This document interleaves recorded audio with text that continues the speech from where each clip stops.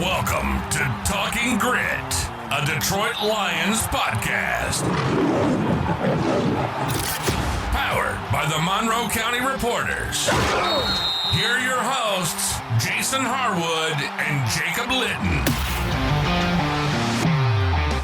All right, everybody, welcome to another episode of Talking Grit. I'm Jason Harwood, and with me is Jacob Litton.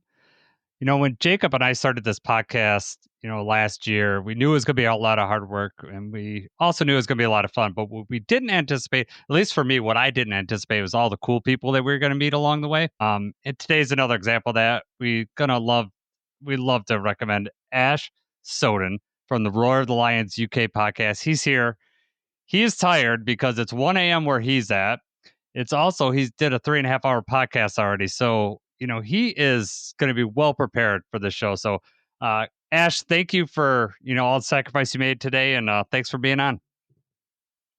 Thanks for having me, guys. Obviously, listening to you guys for a while. Obviously, think first when Jeremy came on a while ago, started listening to you guys. It's an honor to be on here and obviously talk to you guys who are spreading the Honolulu cheer across the airwaves, just like us.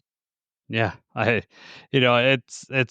it's crazy, when Jeremy jumped on and how gracious he are with their time, and you realize how busy everybody is. And, I know you got to go to work tomorrow and stock those shelves, as you said. And, I appreciate you being on. So we invited Ash on today because this is a big week. Training camp starts. It's like kind of snuck up on us here. The rookies report on the 16th, which is, from us recording, is just 2 days away from here. The vets will report on the 19th. And 2 weeks from Thursday, Jacob, is the first preseason game because we got that Hall of Fame game. So before we get all started with all that, Jacob, how you feeling? What's going on, man? I'm good, man. It's finally here. Been waiting, since the crushing defeat to Washington. We just want the season to start already and finally getting some live football action coming up. Yeah, I'm really looking forward to it. So I don't know where to start with this, but I'm going to start. First thing I want to get your reaction, Jacob, and then I'm going to throw it over to you, Ash. Ndamukong Suh retired this week and officially retired. He didn't play last year, but he officially retired. So, Jacob, we kind of talked about this briefly, but what do you think his relationship with the Lions community is? What do you think his impression is? What do you think of, the fans think of him? I know what you and I kind of think, but I'm just kind of wondering what you think the general thought of him in the Lions community is. I don't think that there is a general thought, where you can kind of feel the way the fan base is heavily leaning one way, heavily leaning the other. I mean, obviously, he was a dominant force when he was here. He was an important part of that team, when we had made the playoffs previously. And then he abandoned us. He left, went to Miami, chased the money. And, I think people never really got over that. And of course, if there was rumors maybe he was going to come back last year when he, posted those pictures in Detroit. I think most people are probably over it and are, now that he's retired, are able to look back on those first couple of years that he was here with fondness. My question for you that I was thinking about, though, if, let's say, he does make the Hall of Fame, does he go in as a Lion? I don't know. I mean, he didn't spend a ton of time with a lot of other teams. I mean, the Lions were definitely the longest, but he also didn't win a title with us, and that could be it. So, Ash, what do you think about that? I'm kind of on the fence about it. So my co-host for today, Ants, he made the case for Suh to make it, saying with the average value thing and the Hall of Fame tracker that Pro Football Reference use, there's only 2 defensive tackles who are not in the Hall of Fame right now that have a higher Hall of Fame monitor score than Suh. The obvious one being Aaron Donald, who has a score that's nearly double what you need to get in. I think currently it's 104 on their tracker. It depends. Yeah, so for me, it depends. Like, I'm kind of unfortunate in a way that my fandom started pretty much as Suh was leaving. So I only really saw like the last year or so of him. So I didn't really get to see like the Nebraska version of him when he came out of college. Just got people tweeting when he retired saying, "Oh yeah, the best college football player they've ever seen." I never unfortunately got to see that other than through highlights and seeing the early version, dominant version of him, the one, got Aaron Rodgers really mad and stamped on him, getting a couple of like those calls against him. The version of Suh that really made Tom Brady instantly say him as the scariest player to play against. But considering that he's won the Super Bowl ring with the Bucks and he's had that kind of impact for us, for Miami and then obviously winning that ring with Tampa, I could see the case for him getting in there. But as I said on our podcast earlier, he'd probably have to wait a bit. There's probably, as soon as Donald becomes eligible, he's straight in with Sue. So probably going to have to wait a bit until everything else catches up. And then when the class is a bit weaker, maybe the defensive line, then maybe he can sneak in. But right now, it's probably going to have to wait 10, 20 years maybe. Yeah, I'm with you, Ash. I don't see him hit the impression that he left, and just like you said, the stomping and stuff like that did not leave a good impression on a lot of the average NFL fan. I think that didn't get to see him play with the Lions. He was violent when the Lions defensive coaches talk about playing violent. That was Ndamukong Suh. I mean, he didn't have any other way of playing violent. And who knows, if we'd had Dan Campbell as a coach, maybe he wouldn't have done those stupid mistakes, because he wouldn't have been as frustrated with the losing. Like, it's just, as a Lions fan, it felt like we were constantly getting stomped on. So I think Ndamukong just decided he's just going to stomp on other people for us. That's how I look at it, right, Jacob? Right. No, he was a terror, just, imposing his will on everybody week in and week out. And that's what he did at Nebraska. He, nearly won the Heisman Trophy as a defensive lineman, which is obviously not common. And that carried over when he was in Detroit. He really, he just killed it the whole time he was here. He had 5 seasons in Detroit, 4 all-pro teams.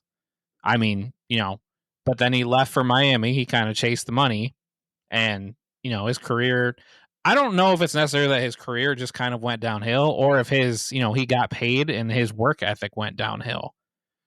Right? It just kind of seems that way, that he just stopped, working as hard. Something changed right away. He only had 1 or 2 1 or 2 great seasons after it. He was always consistent just because of his physical play. But, you're right. He won the Super Bowl with the Buccaneers. I think he played with the Buccaneers for 3 years before he won the Super Bowl there. It's possible. I just feel like if he does get in the Hall of Fame, his best play is in Detroit, and that he would go in as a Lion. But like Ash said, if he's waiting long term, we also don't know where things are going to stand. He picks who he wants to go in as, right? What team he wants to be aligned with. I'm not sure, because they just do the bus in the NFL. Like the MLB, when you go in, you get to choose your hat that you go in. So I don't know how it really works with the Hall of Fame, because they just have the bus. Maybe they just have the bus and it has the other. Yeah, but I don't know. I think you would count that one as a Lion in the Hall of Fame if he makes it, for sure. I would think so, for sure. Like you said, his best years were with the Lions. Yeah. I just thought it was interesting. He hadn't played in a year. Just wanted to touch on that before we get to the bulk of this training camp. So first, we're going to start with the offense. We're going to start with quarterback like we always do. It's pretty cut and dry for QB1, Jared Goff. If you're watching Netflix right now, I just got through episode 1. Jacob tells me episode 4 is amazing, but my wife was out of town last week. Did you watch the whole thing? I've watched it twice over now. I watched it first when it came out before I went to work, and then I watched it over the weekend again. And yeah, Goff came across so well in it, to the point where I play flag football over here. So I've got friends who don't support the Lions, never really seen Goff that much. And they've come up to me at training and saying, you know what, I watched quarterback and I see what you mean about Jared Goff now.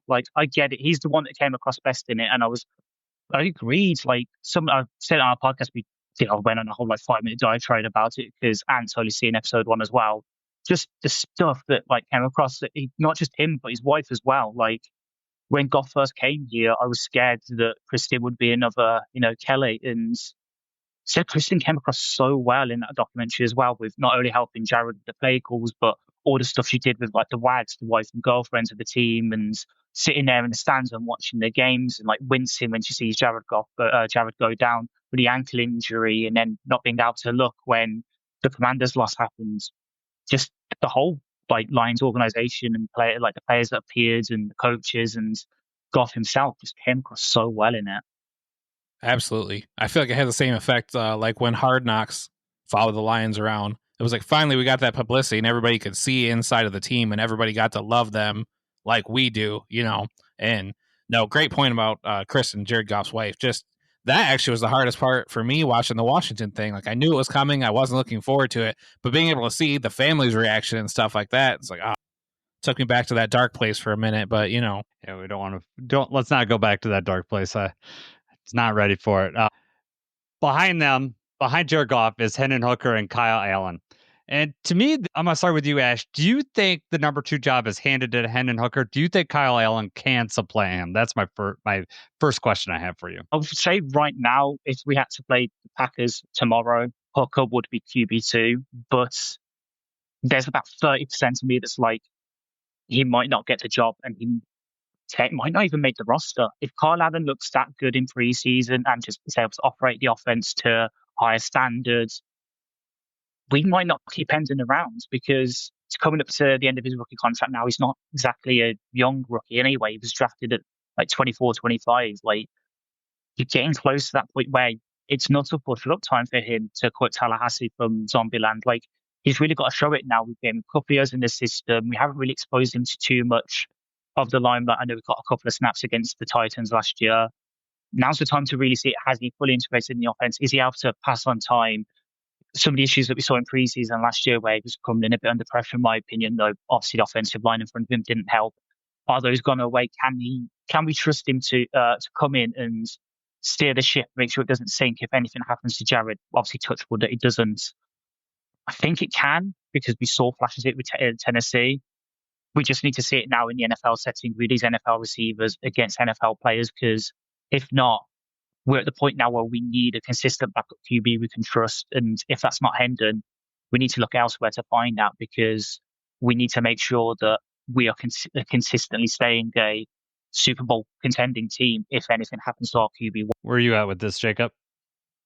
Yeah, I mean, I think we're going to see a lot of Hendon Hooker in the preseason. And I don't know. I mean, I think there's a fine line between how much is too much, what he's showing out there, because I also think if he does come out and look really good, that's also kind of a negative thing, as fans towards us, because I think he could be trade bait if he looks good enough. Some team may want to come out here and grab him, and, then we're going to move on. I didn't like the Kyle Allen signing right from the get-go. I know they did not really offer him. There's not a whole lot guaranteed on that contract. They could cut him and just kind of, move on, whatever. I like Hendon Hooker. I want Hendon Hooker to be the backup, but this shows me that I don't know, maybe they want to light a little bit of a fire underneath Hendon Hooker, bringing another veteran around to help him develop, maybe, is what's on their mind. This one's hard for me to read, but if I had to guess, I would still say it's Goff and Hooker. My question is, do they keep Allen on the team as a third roster spot? Do we go practice squad route like that? Because you're not going to keep Hendon Hooker on the practice squad. I think he's more likely to be traded than cut, but this one's tough for me, Jason. Where's your head at here? Yeah, I would say Ash is right on. Season starts tomorrow. Hendon Hooker's your number 2.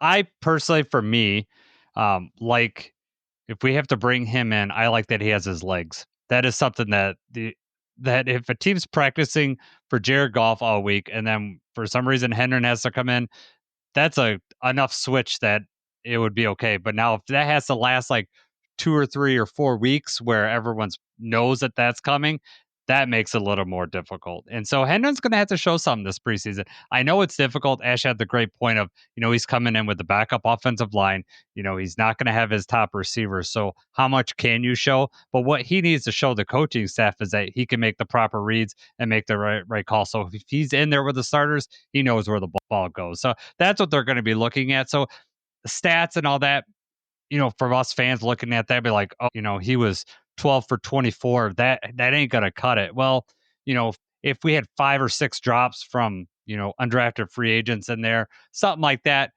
those all go into play. So the coaching staff's going to look as, is he going with the ball? Is he showing the progression from last year? Is the ball going to the right spot? We'll see. What I'm really curious are when Jeremy and all, Jeremy Reisman, Eric and all them get into training camp. How is he looking in practice? Does his passes look sharp? Because Jacob, when you and I went to training camp, Hendon Hooker made some really, really nice passes. Like I was super impressed with it. He just needs to show it consistently. Absolutely. I mean, he looked really, really good during the almost entire practice. And then we saw the 2-minute drill there at the end, and there came the mistake, and he threw a pick 6 right on the goal line. It's like, man, that's the kind of stuff that just has to be cleaned up. And it's kind of do or die for him right now. Like Ash said, he's already, he's not typical for someone that was drafted in 2023. He's old, and I'm sure Hennon's wanting to get his shot somewhere. So, it's going to be interesting to see how this one plays out. Yep, I agree. Is there any other questions you guys have at quarterback? How much does Kyle Allen actually play? Do they just let Kyle Allen play the whole Hall of Fame game? Do they actually let Hendon play? I mean, Hendon needs these reps, right?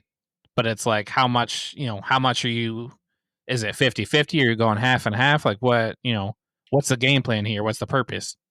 That'll be an interesting thing that comes out. What do you anticipate? If you had to bet right now, Ash, who starts the Hall of Fame game? It would probably be Hendon for me just because he needs the reps. But I'm scared it would be like last preseason where we had with Hendon and Tim Boyle, where one would start one game and get one half and then sub the other one in. And then the next game, it would just be the other one starting. So like you'd start one with Tim Boyle, one with Hendon, and you didn't really get any rhythm because one would be with the second team, one with the third team. So I want Hendon to start all the preseason games he can. And then Kyle Allen come in for the second half, last quarters if we can. Just get Hendon as many reps as you can in his system, because how else we're going to see? Because Kyle Allen will kind of know what you're getting from him. He's a 5 out of 10 QB. He can maybe come in and save a drive, like kind of how Teddy did last year. But obviously, pretty just easy hand the ball to J-Mo J-Mo and end the road. Yeah, exactly. He can do that. We need to see what Hendon can do in a prolonged space. Can he be the guy that, can he last a game or two as Jared might be overcoming an ankle injury or something, but again, it doesn't happen. We need to see that now. So for me, Hendon's got to start all 4 of the games, get him as many reps as he can, and then if he's getting tired, if it's the fourth quarter and with up big or down big, then you put in Kyle, because you're not really going to get much out of playing Kyle that much other than getting him reps in the system. It's Hendon that needs all the reps for me. I'm with you. If you start seeing Kyle Allen more, that's kind of scary, because that means they want to see. It could mean 2 things. They've seen enough from Hendon, but like you said, they're going to want to give him as much reps as they have. He needs more in-game experience, because even when he came up in mop-up duty last year against the Titans and Jaguars, he didn't look that great in those. But again, he's coming in with backup players, but you would like to see at least a couple first downs. He had trouble even getting the first downs, which is scary to think if that were to happen in a real game. All right, let's move on to the next position, running back. This is another one that's pretty clear cut. You got Dave Montgomery, Jahmyr Gibbs at the top. Craig Reynolds, Sianovaki. I don't know how to pronounce these last 2 names. Kyle Roshaw, Anthony Tyus, I know how to pronounce, but Kyle, do you know how to pronounce it? I think it's I'm going to ask the Brit. Is it Roshaw? Okay. Oh, yeah. Yeah. I'm going to ask the Brit how to pronounce it. Okay. All right, Jacob, who starts the game this year? Is it Jahmyr or is it going to be David? You talking about regular season? Yeah. We've talked about this a few times. I think that the tides have turned to where they're going to let Gibbs start with the ball. I would not be opposed to them doing the same thing they did last year and letting Montgomery have the first drive.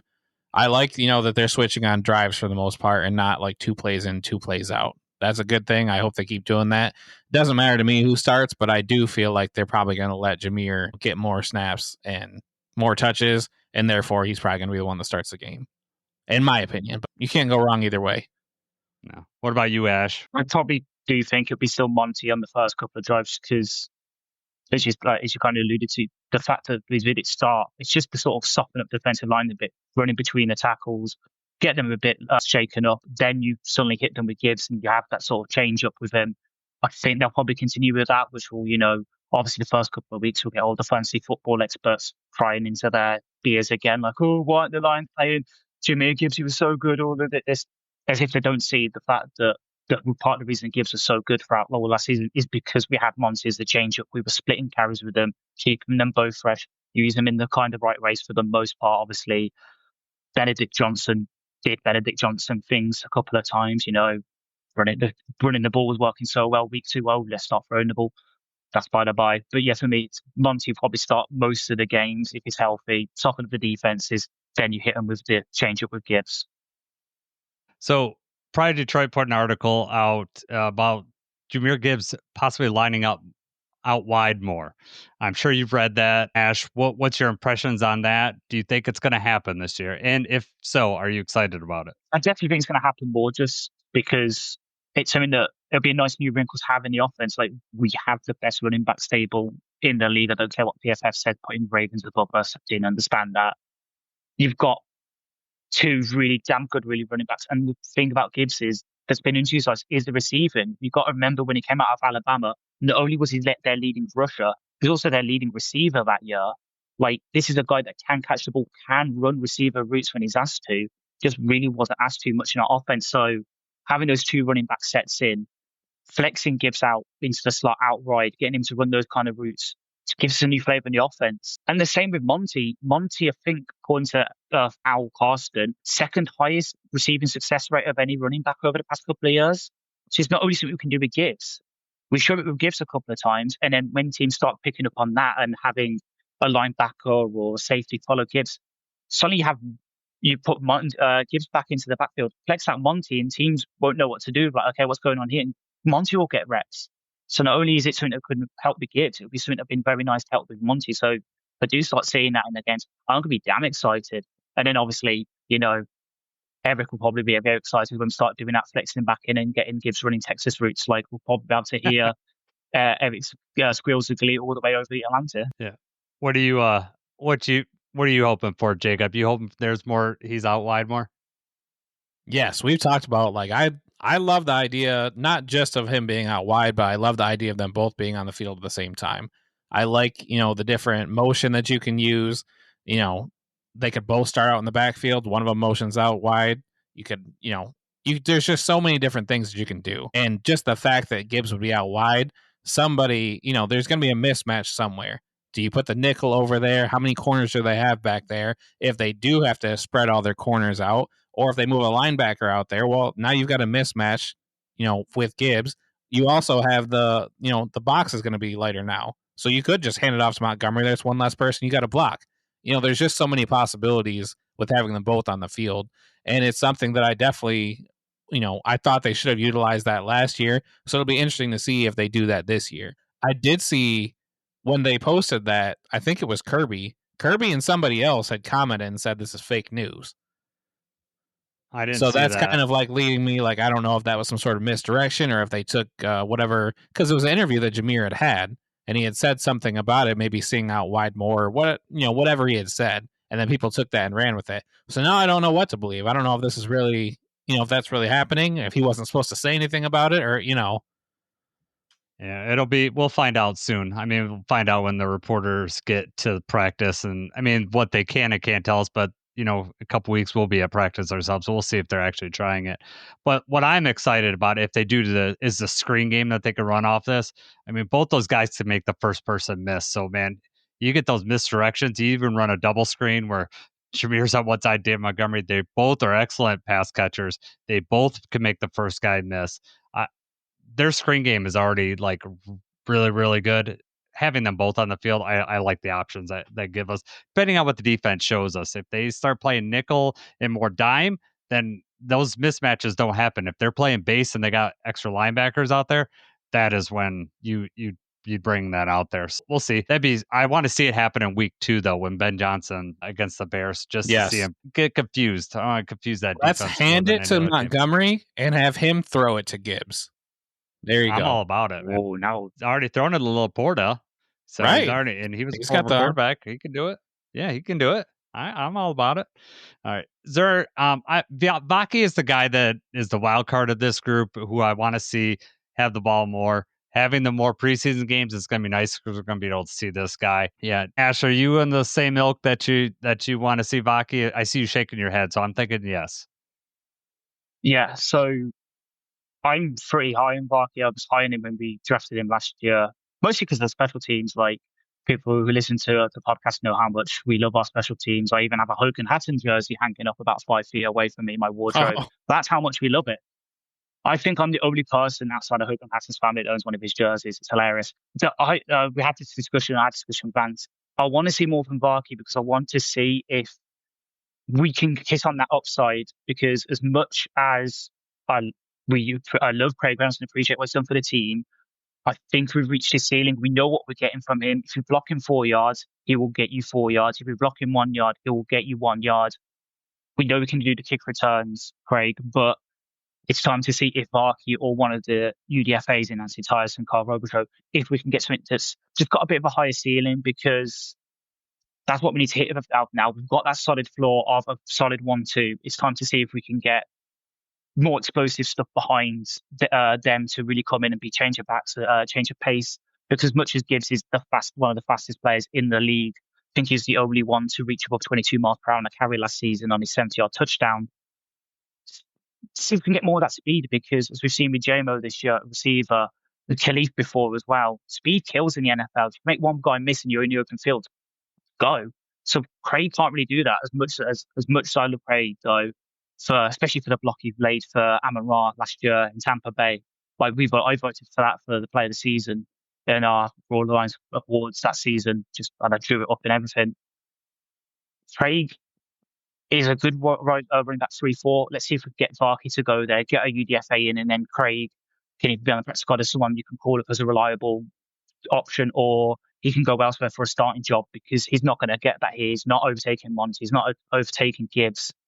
Let's see if we can get something better behind him than the solid 6 out of 10 that Craig can be. Let's see if we can get 7 and 8 to 10 behind him and really push that running back room forward. I know I'm the Vaki guy of us two, Jacob, but are you curious at all to see what he can bring to us? I am, just because in a perfect world, he would show more at running back. He would be getting better. Obviously, he's explosive. He's fast. Is he able to run the ball in between the tackles? Is he able to, carry? Craig is just a better running back than Vaki is right now. That's not to say that Vaki's not a better athlete and that he's not faster, because he is. So this is kind of one of those things I'm sure he's been working at in the offseason. Is this when he overtakes Craig Reynolds? And then if he does, that becomes Craig is then on the chopping block. He's not showing as much value on special teams that Vaki is. I also think for the first, in the Hall of Fame game especially, I don't know how much we're going to see out of them. Because, typically you don't want to risk injury or anything like that. How much do we let these undrafted free agents carry the ball in the first? Robichaud and Tyus, I don't know. I mean, do we see a lot of Vaki? In a perfect world, we want to see a lot out of him. Maybe the entire first half, let him get, 10 carries or something like that. I just don't know if that's going to happen either. I think the risk you run with you want Vaki to get as many carries as a running back just to get that experience. The issue is that he is so valuable on special teams that you're going to risk that. It's a risk benefit thing. At some point he needs to get those carries as a running back, and if you want him to overtake Craig, that's what he's going to have. He's going to have in-game reps against real competition to be able to get that. But you're going to risk injury. The Lions have to weigh that risk reward. I would be okay. You got to give him the carries. I mean, you can't. The Lions don't play scared. I don't think they're going to play scared, but we'll see how it goes. What do you think, Ash? You think he's gonna start right out? We know we got Craig, right? So we need to see it from Vaki. Exactly. Yeah, that's what I'm thinking as well. Like, Craig probably come in and be sort of the Monty role, the power back, the goal line back. But I want to see Vaki at least get the vast majority of the carries in the first half, and then maybe look at the UDFA to see what we got there.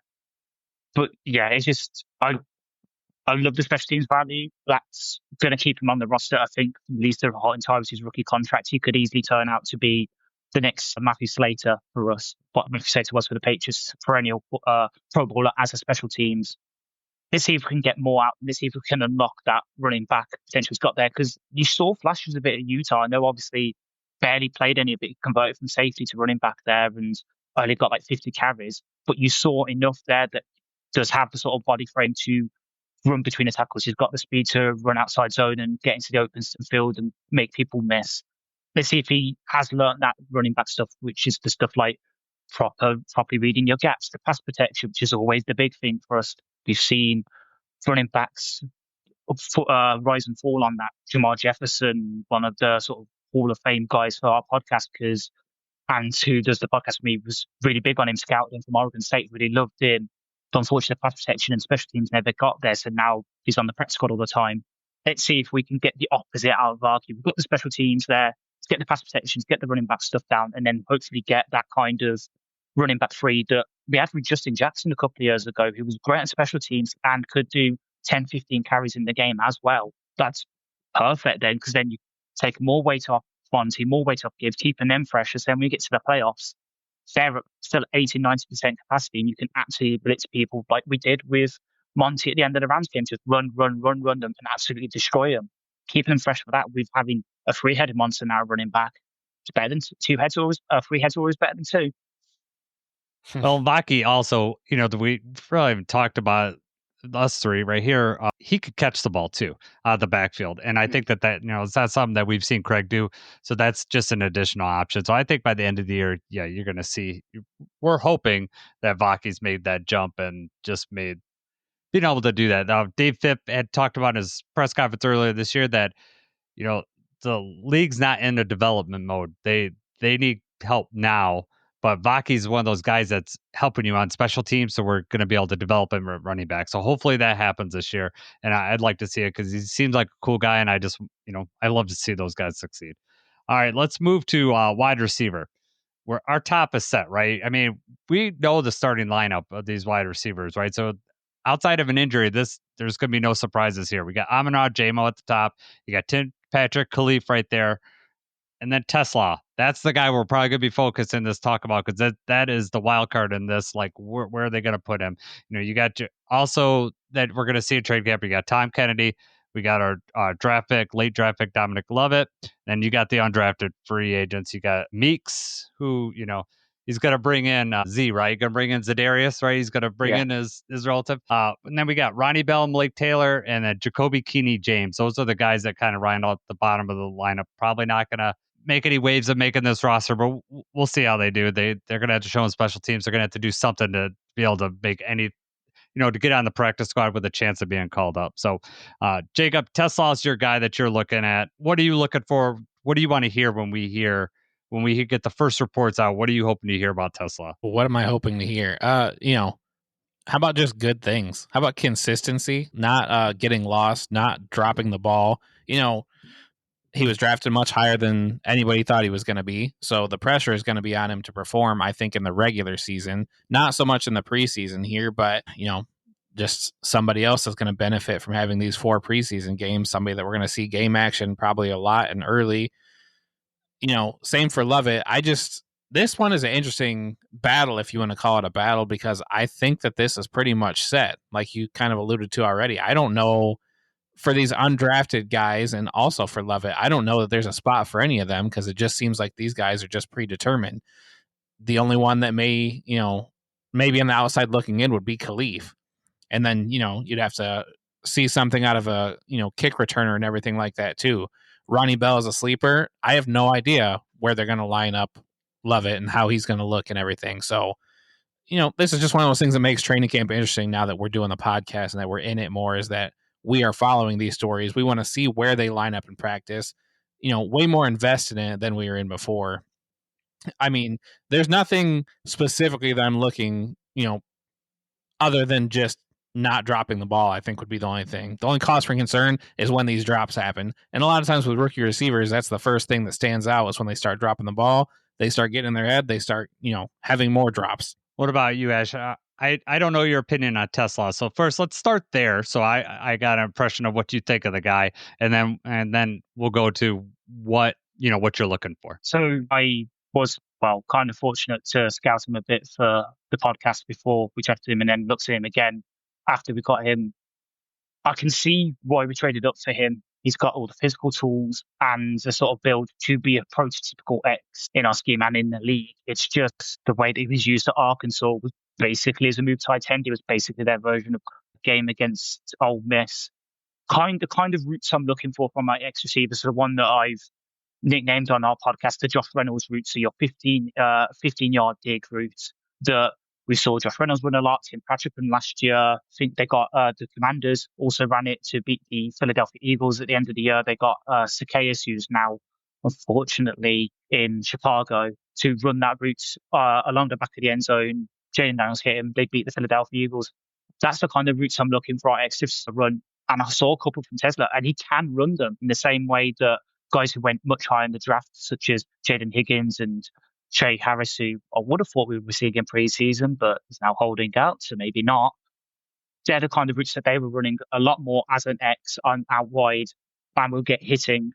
Tesla was doing that from the slot, so hope to see a couple of those routes, but from that sort of wide alignments, the concentration drops. Yeah, because I think there was one rep for Arkansas where such an easy ball just fired into him. All it had to do was just hold it in the breadbasket and dropped it. It was a concentration drops, clearing them up and just getting the root tree down. Because if we can get that, if we can learn under Tim Patrick for this year, and then going into next year, we've got him starting at the X, Jamer starting at the Z, and then Amon on the slot. Probably the best wide receiver trio in the league. Like that used to be the Bengals a couple of years ago with Chase, Higgins, and Tyler Boyd.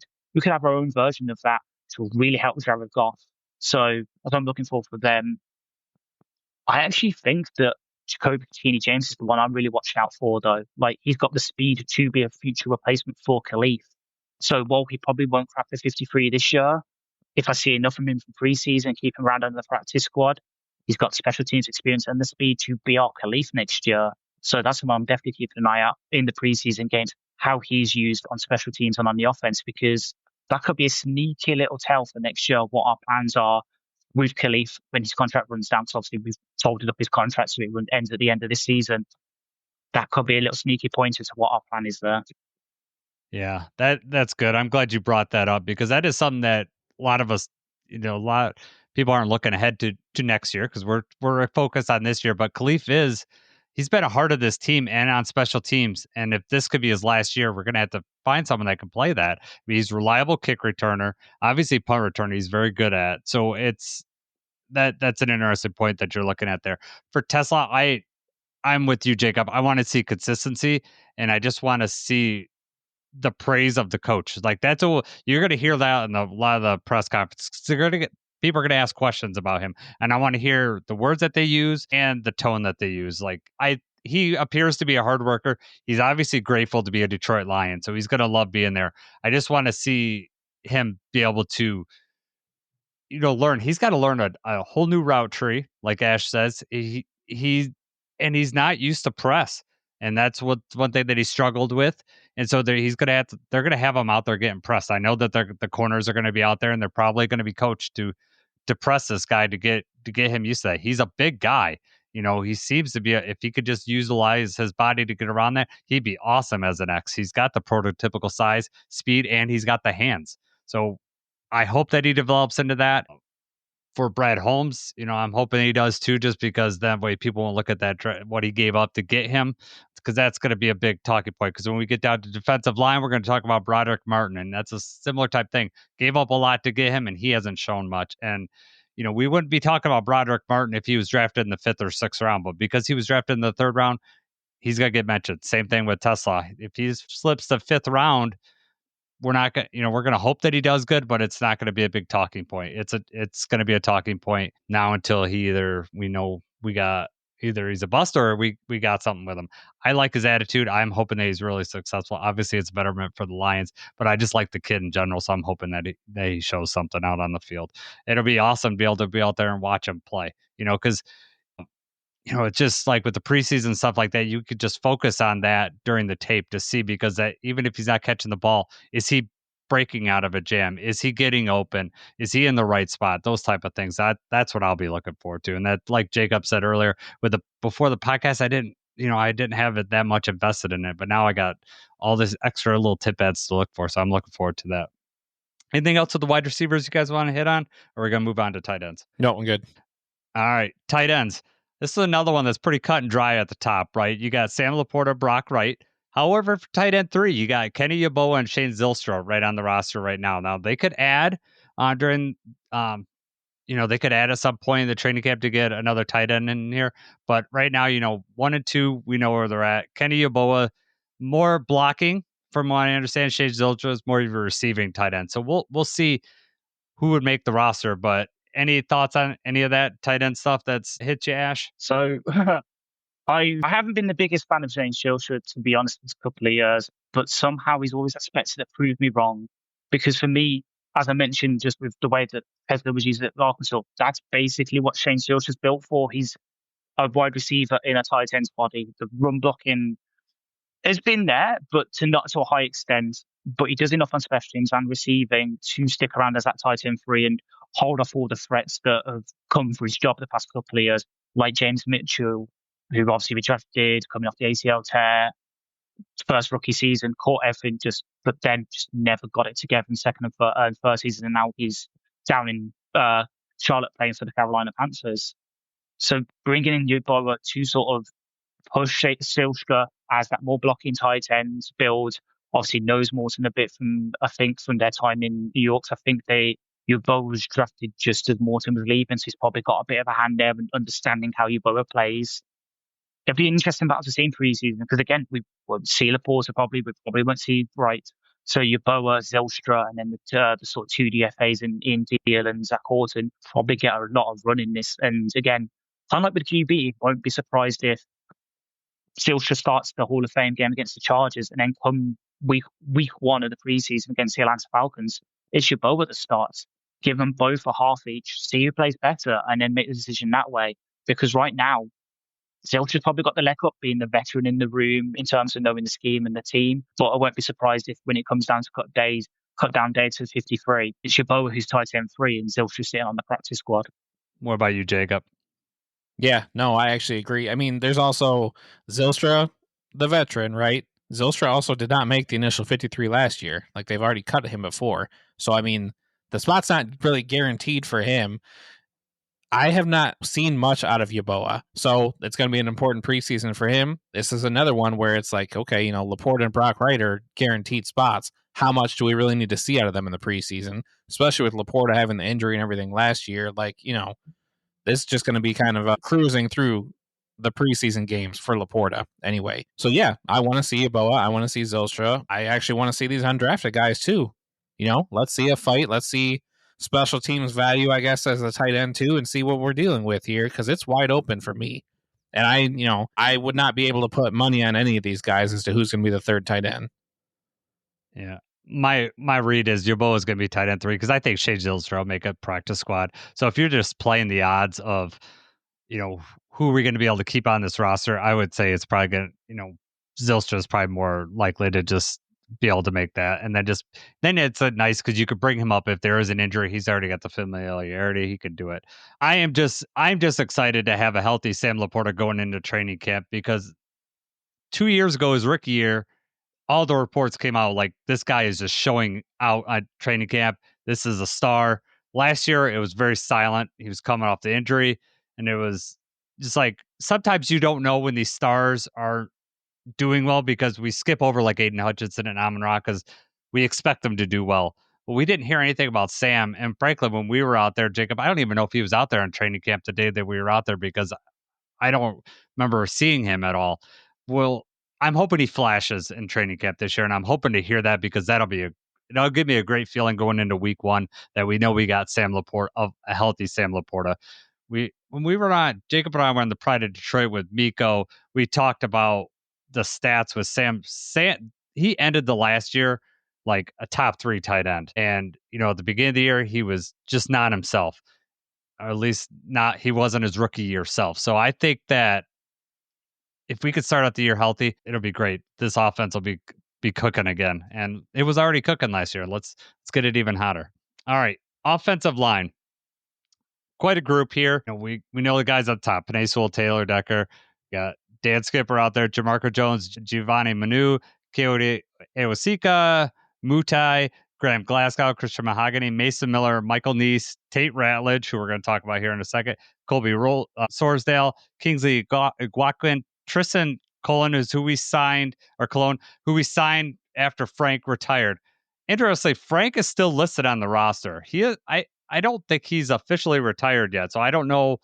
I don't want to get everybody's hopes up that he can come back, but he's still, if you go to the Detroit Lions website, he is still listed as active on the roster. I don't know what the delay is, but maybe it's a paperwork issue. I don't know. But in my heart of hearts, God, how great would that feel if he decided to come back? Anyways, Miles Frazier, who is Jacob's guy. Anything to read about real quick, Ash, are you hoping Frank comes back? Is this even possible? I would love for him to come back. As a proud owner of a Frank Ragnoja, it'd be nice to pull that out and not suddenly burst into tears. But it's like a 5% chance. I think the reason they haven't done it is, well, it's the common theory. But I'm sure those people have said it before as well. they're probably waiting until training camp properly starts. Everyone's there. Then they're going to do like a let's celebrate Frank Ragnow Day and let him officially retire that way, give a speech, have the whole ceremony, kind of like what happened with Jason Kelsey with the Eagles. Give him that kind of fanfare because he's the kind of guy that deserves that. He's usually not one that likes the limelight, but he's quite literally been the centerpiece of this transformation from a not great franchise to one of the best franchises in the league right now. He's been there through it all. Obviously, played right guard to start in his rookie season, moves to center. It's absolutely great.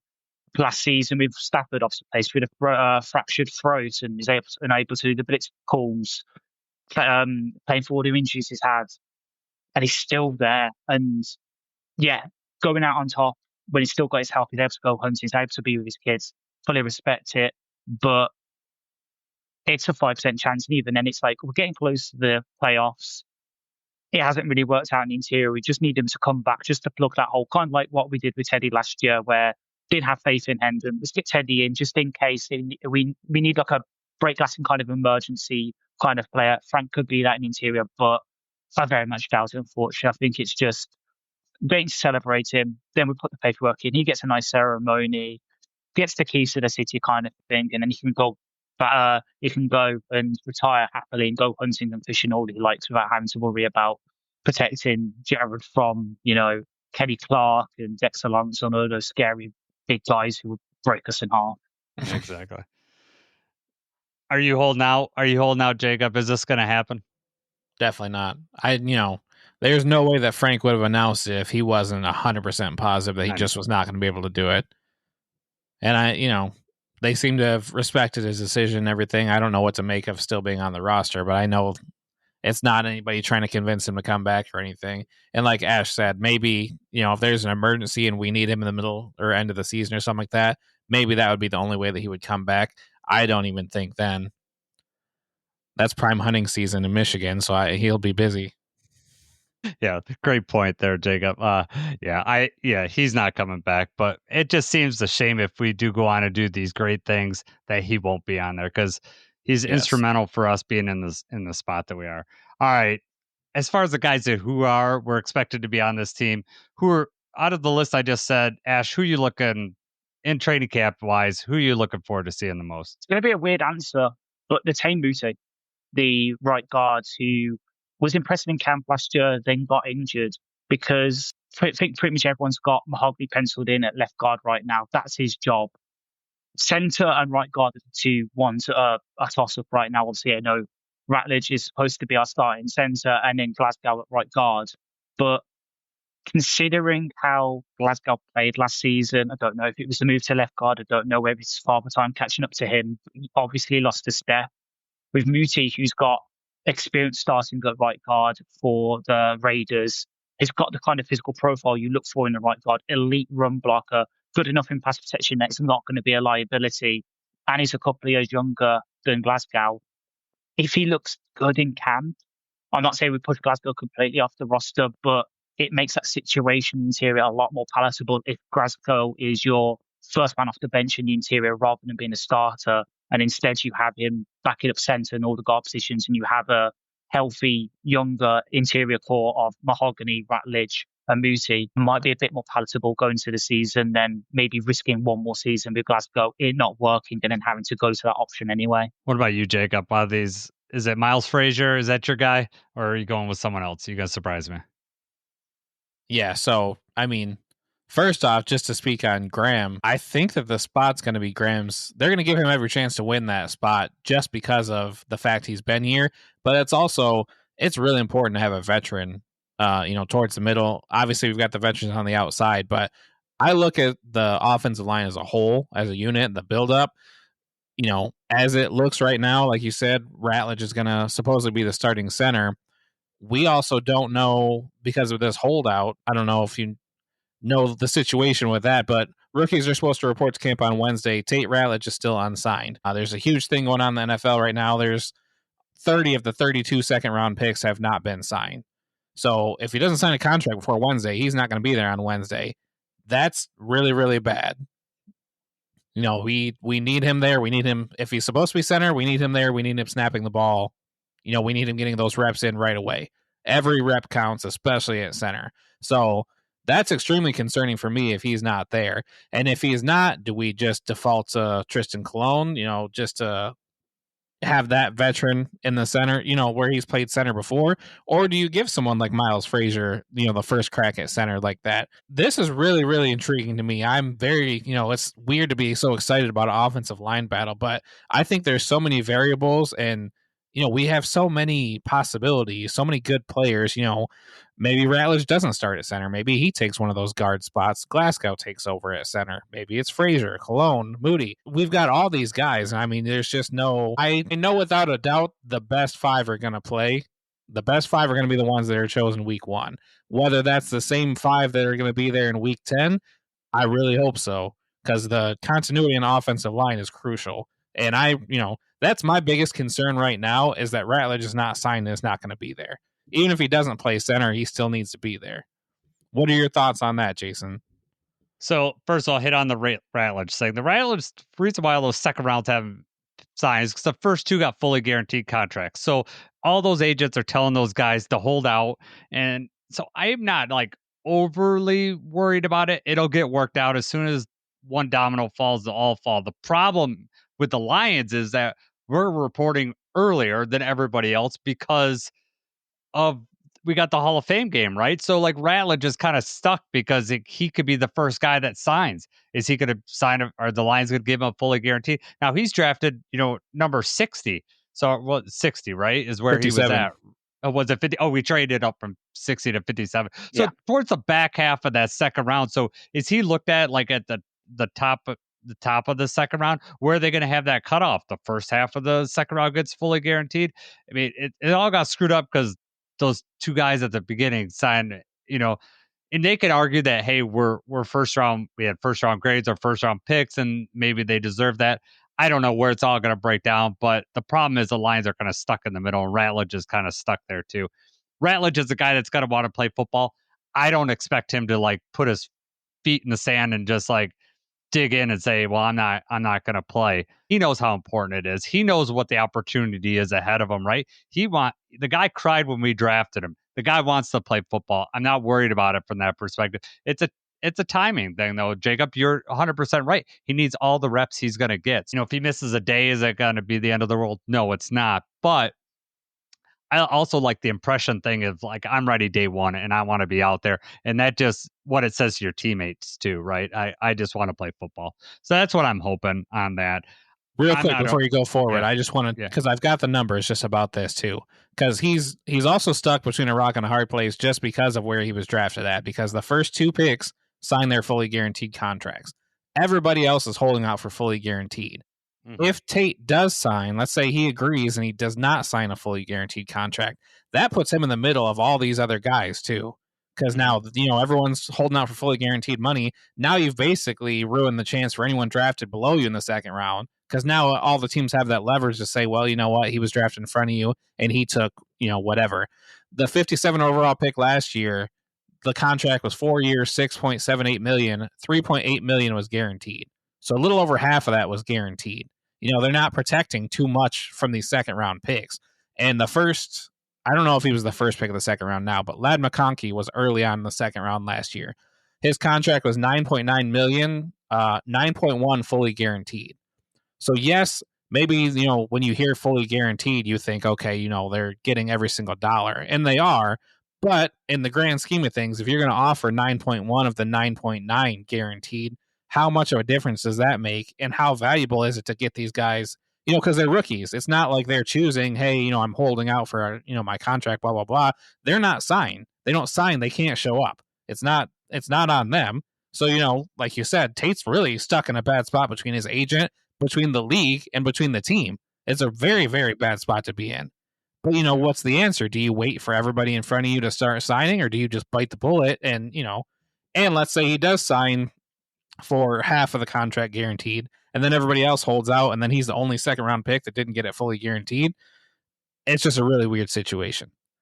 I just wanted to explain that a little bit more before you went forward with your offensive line. Nope. Sorry, go ahead. That was great information. So Ash, before I move on to my pick, I don't want to change the subject. So you have any thoughts on the Tate Ratledge situation at a whole?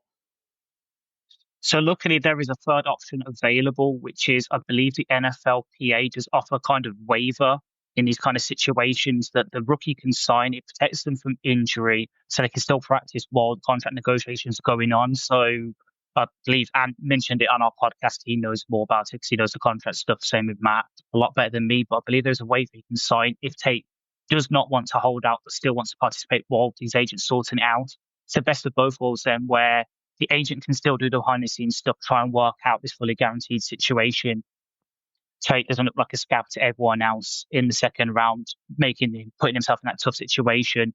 But he's still able to come to practice, get those reps in, and then let's say, I don't know, he does pull a hammy, he needs to miss a couple of days. He's not going to then get financially like taken away from that. He's still going to get paid to practice while his agent sorts it out. So it's the kind of best of both worlds where you're not signing that that contract and making yourself look bad, but at the same time you're also not holding out and making look bad to the team you've got, and got that halfway house where everyone sorts it out. And the good news is as well is I think Tate's the kind of guy that would not hold out, as you say, cried when we drafted him. He's the kind of guy that fought back to play at Georgia, was their team captain, was the center of their offensive line in terms of leadership, and that was all the clips of him shouting Carson Beck's face, trying to get him motivated when Carson Beck was going for all this stuff last year, the slump he had after destroying my Florida State Seminoles in the Orange Bowl. Before then, he obviously got the bag NIL woes and went down to Florida himself to play for Miami. He's the kind of guy that won't hold out. So I think if is the situation, he'll sign the waiver, practice, and then leaves agent to do the financial stuff while he just focuses on the football. So I think we're not in a dire straits here like the Chargers are right now with their wide receiver Trey Harris, who is holding out, who has picked a couple of picks in front of Tate. Instead, we've got that kind of good situation where sign the waiver, you can still practice, we'll sort out the contract stuff, just focus on football. Yep. And that's a good point there. I know that a lot of times they'll sign those waivers, especially early on, like rookie min camp and stuff like that, because those guys are all practicing. They are putting their body at risk, but they're going to be out there while this contract gets settled out. And Jacob, you're right. Like the overall amount of money is not being argued about. It's just that total guaranteed money. And I haven't really thought about the players looking at Tate like that aspect. I hadn't really thought about that until you said that. So that's a great point. Like he's in a pretty tough spot, but it's also his position where he's at. So it'll be interesting. But I'm going to go back to my original question of who I'm looking forward to at this in this training camp situation. Mine is Manu. Obviously, he looked really rough last year, right? Two things I want to look for is where they're going to have him playing, because there's talk of him moving inside at guard, right? I want to see where he lines up, right? And then I want to see how he looks. Does he look a lot more comfortable? Does he look less robotic? Is he getting in position? Is he getting, his body set? Are people blowing past him during the preseason game? He's obviously going to probably, if he's looking ready or making that next step, we're going to see a lot of him in these preseason games. So I'm really looking forward to that. And I'm just overall looking forward to seeing where he lines up. And like Jacob said, there are so many moving parts here, but with Frank leaving. Even without Frank, there would be a lot of like the guard positions would be in flux. But now that Frank's out and Graham's, flexibility there, Ratledge's flexibility there, who could go, who's going to go there. So it'll be interesting. And like Jacob said, he had a great point. I hope whoever we start week 1, it showed out that in week 10, so we're not moving people in and out. Just that consistency is going to be there. I do have 100% faith in Hank Fraley to get the team ready. One thing that I do like is that we're going to have some flexibility if there's an injury happens in a game, right? We're going to have a lot of people that can play anywhere along that line, and our ends are set. I mean, that's where you really worry about, right? We're worried about the outsides. We don't have to worry about Paneso and Taylor Decker will do their jobs. They're going to do it well. So I'm okay there. We just need to get everybody all set. Any other guys that you guys want to talk about? Ash, I asked you the guy you were looking for the most. Is there anybody else on that list that you got your eye on? It's not my eye on, and it's not in a wholly negative way, but it's also not in a positive way. I just want to see something from Colby Sorsdal in a similar situation to Manu, where, okay, I know we drafted Sorsdal day 3 from William Mary, so it's FCS school, not exactly the best competition. Did kind of get up the rough end of the stick the first year. Obviously played right tackle for William Mary, was then moved inside to guard, back out to tackle. He's not really been able to settle into a position. I just want to see something from him because, again, kind of like we were discussing earlier with some of the other players, it's kind of getting to notable shop time with him where he has to show something, show why we drafted him, show why the O-line guru that Pride Detroit had a couple of years ago when we drafted him, why he really liked him. Show it, because right now you were a guy who was inactive for most of the games last year, and you were a draft pick. And we did have a couple of issues on the offensive line, so it would have been nice for you to be active so we could see what you would do in those situations. So Sauls was someone I want to see where he's played, if it's tackle or guard. And I want to see him get most of the reps so we can see what we've got there, because if it doesn't look good, he's probably on the streets. And I know a team will probably pick him up, try and get something out of him, because that's the state of offensive line right now across the league. There's not even 32 good like tackles in the league, let alone 64 to bookend offensive lines. He'll probably get picked up somewhere else and absolutely show out and probably show us all up. But I want to see it for the Lions, because if you're going to work anywhere, it's probably here or it's Philadelphia, because we've got the best two offensive line coaches in the league. So if you can't do it for us, I don't trust you to go and look amazing for the Giants or look amazing for Seattle. You need to show it here. How about you, Jacob? Anybody you're got your eye on other than? I want Miles Frazier to do good. Yes. So I'll be looking at him closer than the other guys, but there's no pressure on him right away. Just compete, right? I don't, doesn't matter to me what name is at the top of these, even if you do say, you know what, Iguaquin really showed out he's going to take a guard spot or he's going to start at center, awesome. I hope that somebody does take over like that. And like you said, we'll have rotating pieces. If there is an injury happening, then we'll have people that can slide in. We'll move stuff around. We'll make it work. Yeah, a lot of moving pieces, a lot of guys that can play multiple positions. I like that for the offensive line. I think that just shows, better. But, obviously you want just the best talent wherever they're going to put him. In the Lions, they're going to look at him like how Jacob looks at it. You look at the line as a whole. Your best five may not, whoever plays center may be able to play guard better. But for the team, they're gonna put their best five out there that works the best. So I'm hoping that Tate signs by Wednesday and we know what to deal with it. I just hopefully he's out there, but I'm sure it's going to work out sooner rather than later. All right, Jacob, I'm going to let you handle the defense and the names. We're going to start with the defensive line first. So I'm going to let you throw out the names and go from there. All right. Defensive line: Miles Adams, Keith Cooper, Roy Lopez, Broderick Martin, Aleem McNeil, Pat O'Connor, Levi Onwuzurike, DJ Reader. You've got names combined here. Chris Smith, Raequan Williams, Tyleek Williams, Mekhi Wingo. These are the bulk of the interior defensive line. So, Jason, we're going to start with you here. What names popping out at you? Who are you looking at here? I like our defensive line. I know that Aleem's going to be out, but I'm happy with the interior on this defensive line. I like that Levi could play inside and outside. We've mentioned him early. Broderick Martin, he's got to show something or he's not going to be on this team to start the year. We cannot afford to keep a guy. It was rough last year to keep him inactive. When we needed defensive line, he's inactive. That hurt us. We could have used that roster spot. So I really hoping that he could show that he's going to be there. I'm hoping either way. I'm hoping that he shows he's going to be there, or it's just clear cut that they just need to cut him so he doesn't take a roster spot. Levi could play inside or outside. Like I said, I like Pat O'Connor. He's Casey Rogers was his previous coach. He knows what he's got.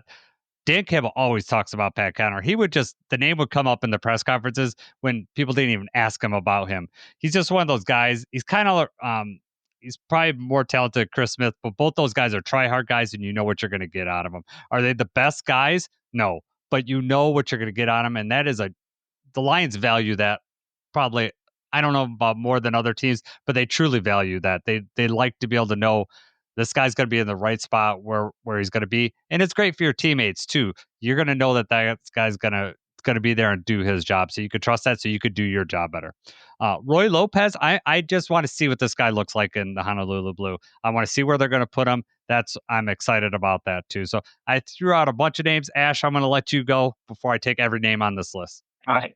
So I'm also looking at Broderick. Again, someone that Ant on our podcast absolutely love. He loves the Sun Belt. He loves Western Kentucky. So when we drafted him, he knew a bit more about him than probably most Lions curators did. But unfortunately, every single season, when the coach asked about Broderick, it's the same thing that comes up time and time again: pad level. It's a big guy, just not worked out his pad levels. He's always out leveraged. Like I remember watching 2 years ago the game against the Raiders where we debuted the lovely helmets, but we were still wearing the pajama party uniforms, and Jimmy G was quarterback for the Raiders, and Broderick was in, and he was just getting pushed back 5 yards by the Raiders' offensive line, which, okay, they've got Colton Miller, who's a good left tackle. They didn't really have that much else on the offensive line, and yet this guy who's big Hulk and like 6'6", 330 pounds, is getting pushed back 5 yards. I was like, what's going on here? And it's just, he hasn't the fund. I hate to bring up this work, 'cause it'll bring back some flashbacks to the previous coach, but the fundamentals of playing defensive tackle down, and until he works that out, he might not even be a practice squadder. I think that's why we've kind of done what we've done this offseason with defensive tackle, especially that kind of one-tech position, bringing in Roy Lopez, drafting Tyleik Williams, who, okay, mostly played three-tech for Ohio State, but in my mind, how I'm putting it out, I think he's going to be DJ Reader's long-term successor at one-tech for us. We've got three guys in front of him in the depth, in front of Broderick, in front of the depth chart now. Potentially four with Pat O'Connor, who you mentioned, Jason, because last season when we brought him in, Connor played everywhere from the one tech out to the big end 5-6 tech. There's four guys in front of Broderick who really needs to show us in his preseason, or yeah, he's probably getting cut. He's not even going to be on the practice squad, because what's the point of having someone on the practice squad if you've already invested a good couple of years into him and haven't seen that improvement? You might as well give that to another spot to one of the UDFA receivers, one of the UDFA running backs, or Keith Cooper, who we brought in from Houston. I know he was initially reported signed him, but then he was a rookie tryout. There's again someone who can play the same kind of role as Josh Pascal, starting at the big end, flexing inside to the free tech on pass rushing downs. Give someone like him the chance to develop into something, see what we got there, rather than Broderick, who you've already invested a lot into. You've had three different defensive line coaches him, all put their hands on him, trying to mold him into that perfect one tech. Brought in DJ Reed as well, who's one of the best veteran run stopping nose tackles in the league, and you haven't been able to get much out of him. It's time for Broderick to really show up. And then the other guy, and it's kind of the obvious answer on the edge, is Hassanin. What can we get out of him at that edge spot? Because, yeah, we've got Aiden coming back with his injury. Hopefully he gets back to his all-pro form. We've got Marcus Davenport, when he's healthy, looks good. The reason Aiden did so well against that Buccaneers game is because Davenport was healthy, active, holding up that one tackle, so Aiden was getting single teams who could play off Pascal. We know what we're getting from him: good run stopping defensive end who can flex inside on pass rushing downs as a pass rusher. Hassanin's that wild card in that edge room right now for me, where he's got the frame to be a really damn good defensive lineman, 275 pounds. Just needs to learn the run defense discipline. So if we can see that out of him in the preseason, you can still see the pass rushing chops, but also the run down sort of tendencies to not have the misassignments. We could have a damn good defensive end on our hands here. Absolute steal out of Boise State. But this is the time to get him the reps now, because he's got all the athleticism in the world, former CrossFit champion. Let's get him the game reps so we can learn the run down discipline, the pass rush plan, so we can get that defensive end out of him, because if we can, we won't have to worry about Davenport and Pascal when their contracts run at the end of the season. Groom Hassanin to be defensive end 2 next year, and suddenly this big issue that everyone was pointing at before Frank retired as the big issue on the Lions, who's their defensive end 2.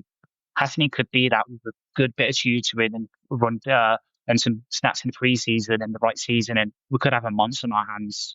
Jacob, no one's mentioned Tyleik. We haven't mentioned Tyleik. I'm getting there. What are you going there? Oh, good. I'm glad you're getting there. Go. All right. So first, just to touch on, because you both had mentioned Broderick Martin. In my opinion, I think that Broderick is already on the outside looking in. He's had too many chances. He has really not shown any sort of development or improvement that he needed to last year. The chance to step up and show what you had was last year. Now you're really on the outside looking in, and I just don't think that he's going to make the team. I don't think that he's got enough. What I'm interested in is to see Tyleik Williams, to see what he has, where they line him up, because we need him to take over for Aleem, right? We need him to be what Aleem was, which is, obviously he's not going to be playing at that level, but we need to see what he has. Also with Mekhi Wingo, I kind of want to see, are these, are they tier 1 or tier 2 players right now to start off with? Obviously, Aleem, DJ Reader, Levi, you would consider them tier 1. Then you've got tier 2, in my opinion, would be Pat O'Connor, Chris Smith, Miles Adams. Roy Lopez is probably floating somewhere around there where, they might not be the first line out there, but these guys can rotate in. They can, potentially in a pinch, they could, take over and be able to be productive. We need Wingo and Tyleek to be towards that top. I'm excited to see both of them, and I definitely think that they both are up to the challenge there. I just hope that Tyleek gets up to speed really quick. That he's not getting pushed around, that he's really competing, day one right away. Now that Aleem is out, I already said, but now that Aleem is out, we really need him, to be performing right there. If he's not, does Levi, take over that spot and just start as defensive tackle right there? Roy Lopez, Mekhi Wingo, how much of a rotation is going on? These are all things I want to see during training camp. I'm not sure how much we see during the preseason game, but these are why, the camp practices are really important for me. Yeah. Tyleek, one thing I know he's going to be able to do is stop the run. That's what he's probably going to be able to, I don't know, match Aleem on that, but come close to matching Aleem at stopping the run. Rushing the passer is going to take a little bit of time, and that wasn't necessarily his game at Ohio State. I think he's going to be able to develop into that type of player, but the Lions just need him to come in and stop the run with DJ Reader. That's what we need to do. And then we got Aiden back. We're hoping that he does his job on the outside. I'm going to Ash, what's your over under on Davenport? How many games are we going to see him this year? I'm not saying games that he's going to finish, but how many games do you think we're going to see him in? What's your over under? 4.5. 4.5? Which probably sounds optimistic. Yeah. Okay. Probably sounds a bit optimistic, but I think just having people behind him that the team know they can trust, we can rotate a bit more. So obviously AQ, who came in last year, looked good in spells. That's someone they can rotate in there. Pascal hopefully will be fully healthy. Get someone with an injury question. Rotating with there. Hassanin as well.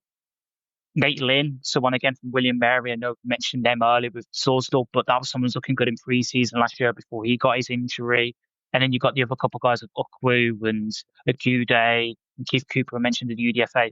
We've got guys there who hopefully can spell him with on certain downs to make sure that he stays healthy. And then obviously, avoid putting him against Paris Johnson Jr. when he decides to play karate. That would probably help, Davenport's health.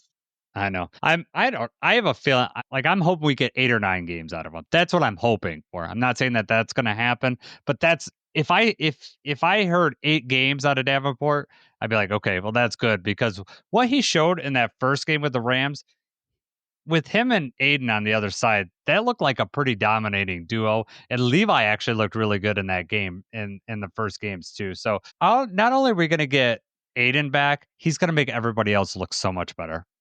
And so, you could count on Aiden's stats, but he's going to improve everybody else's stats. And so, when we're going through all this kick, what everybody was talking about, we need this edge, we need all that. How soon the Lions fans forgot how dominant Aiden is and what he's going to add to this team outside of just being Aiden himself, what he's going to do on the field himself, all the indirect things that he does to help his teammates out and the focus and everything like that. It's going to make everyone look better. So I'm hoping that Davenport's healthy at the edge, because I think he's exactly what the Lions want. A guy that's super strong, mammothly strong, and could condense a pocket, hold the edge, but condense a pocket and just crush it like a can, because that's what they want. They want DJ Reader, they want Tyleek, Aleem, whenever Aleem's in there, they want them to crush that, and then Aiden could just, they got one escape route, and that's the Aiden, and that's what they're hoping for. And then everybody else could just clean out the mess from them running away from Aiden. But I am excited to see Aiden be just on the field in general. But beyond that, Hassanin, I'm going to be like, okay, where's Hassanin on the field? What's he doing? What's he looks like? Because are we going to have a James Houston where a guy just is not in position all the time, but can rush the passer? Because I think that's initially how he's going to look. He's going to have to show that development, because in his college tape, he missed some tackles, right? And the Lions are not going to put him on the field if he's not reliable at the edge. They're just not going to do it. I don't care how much you could rush the passer. James Houston was that guy. You just couldn't count on him to be, and all the coaches said it, yeah, he's in the room. That's what they would say. Yeah, he's in the room still. It's but they couldn't count on him to be where he's at. And that, the fans see the sack totals. We saw the sack totals in the rookie year, the James Houston I'm talking about, wonder why he can't get on the field. The Lions want guys, like I said before, that they could trust and they could be where they're going to be. Hassanin's going to have to show that beyond freak athleticism. He's going to have to show that he can make the tackles and be in the spot, and he can't just overrun the quarterback, because we've seen that, right, where a guy just runs past the quarterback. Well, then you're totally out of spot and you're running behind him. And in the NFL, you get a guy that can run. You get, Lamar Jackson. You ain't going to catch him if you get by him. So I am interested in seeing Hassanin, and I can't wait to that. I mean, as far as the edge, just we don't know what he's going to look like in the Honolulu Blue. So I'm excited about that. Any of the edge players you want to talk about, Jacob? No, agreed. That was the only player that I had circled for sure as Hassanin. Just because, we already know about the motor and everything. You guys pretty much have already said it. But, we know physical traits and everything like that. How is that going to translate? How is he going to look right away? Is it going to take time for him to get everything down? How much playing time is he even going to get with the starters? Is he going to get any at all? How much are we moving around on these edges? Do we take it easy on Hutchinson in training camp, ease him back in? I know Aiden doesn't want that. So, another player it's interesting to see in somebody, like you said, Jason, be looking for his number, looking for 61. Where is he at? Is he out there? What's he look like? All right. Why don't we move on to linebackers, Jacob? All right. Linebackers on the squad: Jack Campbell, Alex Anzalone, Derek Barnes, Trevor Nowaski, Malcolm Rodriguez, Grant Stewart, Ezekiel Turner, Anthony Pittman, Zach Cunningham, Deron Gilbert. I think it was ESPN that ranked this linebacker group as second. Was it second or third in the league, Jason? PFF had them second. I don't know PFF second. Yeah, okay. Yeah. Right behind the Eagles. Second in the league. So, Ash, we'll start with you here. What do you think about the linebackers? Who are you looking at? Unfortunately for me, the linebackers come down to one player, and it's not even how he performs in camp. It's if he turns up at all, because if Anzalone holds out for any reason for the contract, for all that, my confidence in this linebacker room goes from 5 out of 5. I'm happy with all the stars. I'm happy with the depth behind them. Suddenly I'm a lot more panicky because we all saw what happened when he wasn't in the defense last year. Our linebacker coverage went just off the cliff. Unfortunately for me, the Bills game was on my birthday, so I had to sit there on the stream and watch Ty Johnson just catch pass after pass after pass against our linebackers. I don't want that to happen again, because people will saw that on tape, and as soon as they see that Anzalone's not on the field, they're just going to attack us with their tight ends and running backs in the pass game, because they know that we won't be able to keep up. The only other player that I can have any confidence in coverage is Deron Gilbert. And that's because he was a safety linebacker hybrid in college, so he's got a bit of that coverage in him. But we haven't seen it on an actual NFL field because he's not really taken many snaps. So if Anzalone doesn't show up, which I hope he doesn't, I think the team will have something in place that they'll sign the extension when the veterans report, and it will be nice hunky-dory. But if he doesn't show up, he holds out because of that contract, this linebacker room looks a whole lot shakier to me, because we don't have anyone else really that can replace him at the well. Like Jack, I'm happy with at the Mike. Barnes, I'm happy with at the Sam. I'm happy with Grant Stewart as the backup Mike. I'm happy with Nebraska as the backup Sam, or Pittman, depending on which is your flavor. When Malcolm comes back, I'm happy him rotating in at all 3 spots. Will is Anzalone right now and no one else. So if he doesn't show up, the linebacker room looks a whole scary to me. Yep. And you're right on there. I mean, Alex is the key to it all. I like this linebacker room, and in a whole, I think it's one of the tops in the league. I'm happy with the progress Jack Campbell is making. He's one of the top linebackers in the league. He's shown why he was drafted 18th overall. The Lions are developing him into a guy that can just run that defense. But Alex he's a switchblade. He could be anywhere that you want him to be on this field. He makes this defense run as a whole. Ash, you said it right. Our defense looked vastly different with him off the field as opposed to him being on the field. Now, we had a lot of other pieces missing at the same time too, and then we thought we had fixed it when Alex came back with the Vikings. It did look better, but he's a guy that could cover in space, but he's also a guy that could rush. He's a guy that gets everybody in the right spot. So yeah, I'm hoping that Alex comes. They're going to make it right. I'm just hoping that this doesn't drag on too far in camp. I'm hoping that he's there, later on this week and everything's good to go. I can't imagine he's asking for too much. But the Lions are also in a position where I know we got cap space this year, but we're going to be hitting it next year with everybody that's getting an extension. So I know we're playing that game, but I'm hoping that everybody shows up. I'm excited about Derek Barnes. I'm just excited to have him on the field, healthy. He he plays that same position so well. I'm hoping that he could rush the passer better this year. I'm hoping that he could show that. But I, I'm just excited to have him on the field. I like Derek Barnes. I just like him as a person. I like the growth that he's shown with this organization. Obviously, the Lions do because they re-signed him to gave him a deal to bring him back, right? And next year it's going to be up to we're going to be signing Jack maybe to an extension, right? Too. So we got to keep this room going, and getting Malcolm back will be great too. Jacob, anybody? Grant Stewart's the other guy too, right? I high effort guy. I'm excited to see him too. Definitely. It starts with the starters, right? Anzalone, Barnes, Campbell, ABC. Excited to see them, together again and everything, see how they work as a unit. Like you guys have already mentioned, though, Anzalone is just so important. My biggest concern is the depth. And I know that Ash kind of went through it already, but I mean, if Anzalone's not out there, do you move Stewart over? Like, what do you, because the other answer, Rodrigo's out. We saw Ezekiel Turner last year, and that did not work at all. I don't know. I mean, I think Ezekiel Turner's on the wrong side of a roster spot at the beginning right now. Deron Gilbert also got hurt last year and then got cut. So I mean, it was neither of those guys have shown enough that they can step in if we need them to. So it's hugely concerning if he holds out or just in case of, knock on wood, an injury or something like that. That's my biggest concern is just the depth of the linebacker room behind him. Rodrigo's out until like October or something like that. So it's crucial that, ABC, these guys, are all out there. If they are all out there, that's a very, very good linebacker crew, and that's really important to the defense.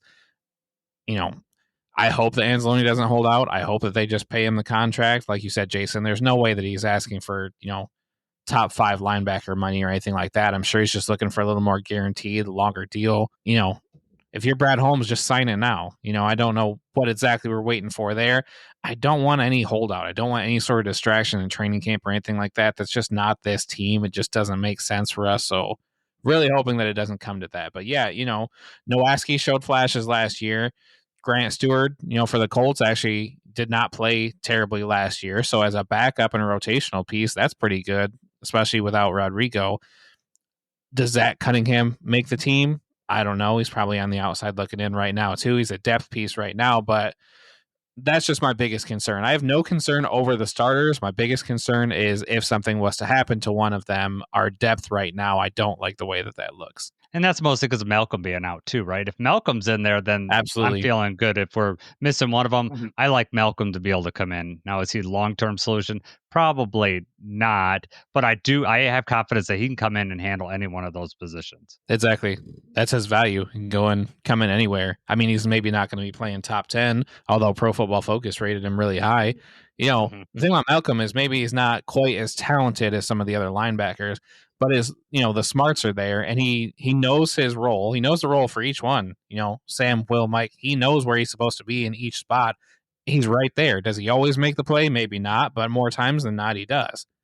And that's the problem when you have, Ezekiel Turner in coverage. He's just continuously letting, passes go by. He's not in position. That's just a huge, huge loss if Anzalone is not out there, as you guys have already alluded to. Yep. All right, Jacob, I think it's time to move on cornerbacks. All right. Cornerback room looks a little bit different than it did last year. DJ Reed, Terrion Arnold, Ennis Rakestraw, Khalil Dorsey, Amik Robertson, Rock Yassin, Avante Maddox, Stanley Thomas Oliver. These are the corners we're going into training camp. So, Jason, we'll start with you this time. Who are you looking at corner? Well, I want to see how DJ Reed looks. I want to see him. I mean, we haven't seen him play for Lions yet. We know how good he is with the Jets, right? But I just want to see him out. It's wanted Carlton, right? I wanted Carlton back. I was hoping that he'd come back. Didn't happen.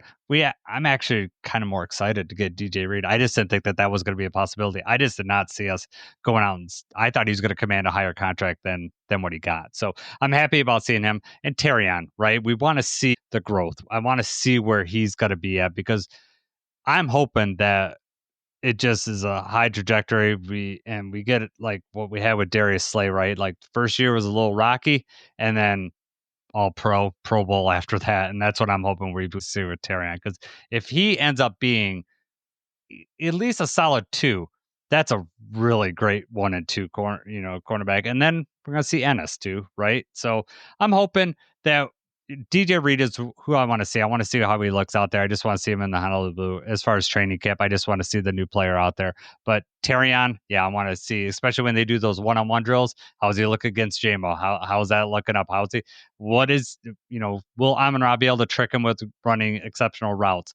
How is he holding up against that? So those are fun things that you get to see in training camp. That you get to see those one-on-one drills, and those are those are one of the most fun things that I have when we go to training camp. I know that Jacob and our eyes were stuck over there. Ennis looked good last year too in training camp, right, Jacob?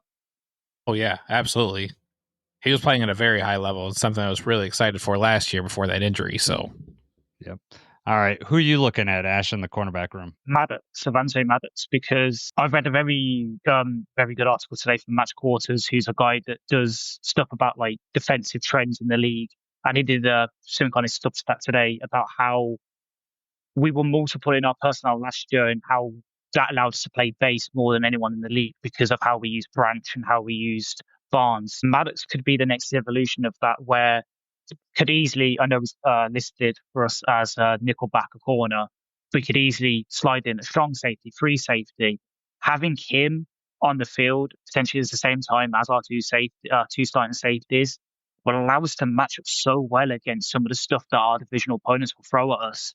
You look at the Bears, they've got Cole Kmet, they've just drafted Colson Loveland really high up, 2 really good tight ends. The Packers, Luke Musgrave, Tucker Graff, they drafted a couple of years ago, 2 really good tight ends. TJ Hawkinson and the tight end who they just signed to a massive contract to the Vikings, 2 really good tight ends. Having Maddox in to sort of play that matchup piece, then allow us to play matchups against 2 tight end sets, so good. And the fact that as well, I have some friends who are Eagles fans, unfortunately. There's some of the stuff that came out of them about how Maddox was so influential to the development of Reed Blankenship, who is their safety they got a couple of years ago from Middle Tennessee, and he's become one of the best young safeties in the league. And the effects that Maddox particularly had for Cooper DeJean this past year, going from sort of okay slot corner to falling out in the Super Bowl. Maddox supposedly was key for their development, to having him in the room to help Ennis kind of develop as a corner, to help Arnold with some stuff, but also just to be solid depth behind them and behind Kirby at Branch at safety as well, potentially. He could be like the linchpin of our depth in the same way that Ennis could be coming off the bench outside corner at nickel as well. Just having that kind of depth that you can trust. We've seen it the past couple of years. You need to have that at your cornerback room. Like, I don't want to go back to a couple of years ago where you look at our cornerback depth chart and it just gives you shivers. Like, when we discussed it on our podcast earlier, I pulled up our cornerback depth chart from 2020 and it legit was horrifying. Jeff Okuda, Jasmine Trufant, Mario Robreya, Justin Coleman, all these names that we gave massive money to or high draft picks, and they just never worked out. And then looking at where we are now with Arnold, with DJ Reed, who's a top 5 cornerback in the league according to most lists. Ennis Rakestraw was a first round pick by a lot of mocks before he kind of fell for us last year. And then Vic Robertson, a kind of underrated free agent signing from last year. That depth is the difference between us making the playoffs but bouncing in the first round like the Cowboys and the Pittsburgh Steelers seem to do every year now. The difference between that and being the Eagles, being the 49ers, being the Chiefs, the teams that get to the Super Bowl and really contend, Maddox and Rakeshaw could be those little linchpins that take us over the hump to get finally to that Super Bowl. Ash, I just want to tell you, you are awesome. Your analysis is great. I'm really glad you're on the show. I'm not going to wait to the end of the show to tell you that. I'm going to just tell you that right now. So I've been impressed so far. So I'm so glad that you're on the show. I'm absolutely. Learning stuff here. Yeah. So especially knowing that he's like 2:00 over there. He's just sleep deprived. Yeah. How many monsters have you drank over there? 2 so far in the past 24 hours, but I'm on ginger beer now, just to calm the mind, calm the stomach, and just get through this. All right, nice. Man. All right, Jacob, who are you looking at? Yeah, no, he kind of stole my words there with Maddox. That's who I want to see where they line him up, how much they're using him. I also want to see Amik and Khalil Dorsey just coming off injuries to see how they look. Yeah. Khalil Dorsey in training camp and everything, he actually plays pretty well at corner. I know he doesn't get too many shots out there because he's more valuable on special teams, but we also heard from Deshae Townsend. They said Rakestraw is just going to be focusing on the outside. I wonder if they hold true to that, and that's how that looks. Because, the problem that we had said before is that, he's not going to surpass DJ Reed or Terrion Arnold, or you hope that he wouldn't. So, he's constantly going to be playing behind. He's going to be on that second level, coming in, rotational pieces and everything like that. Does he play well enough where they decide they're going to look at him at nickel cornerback again?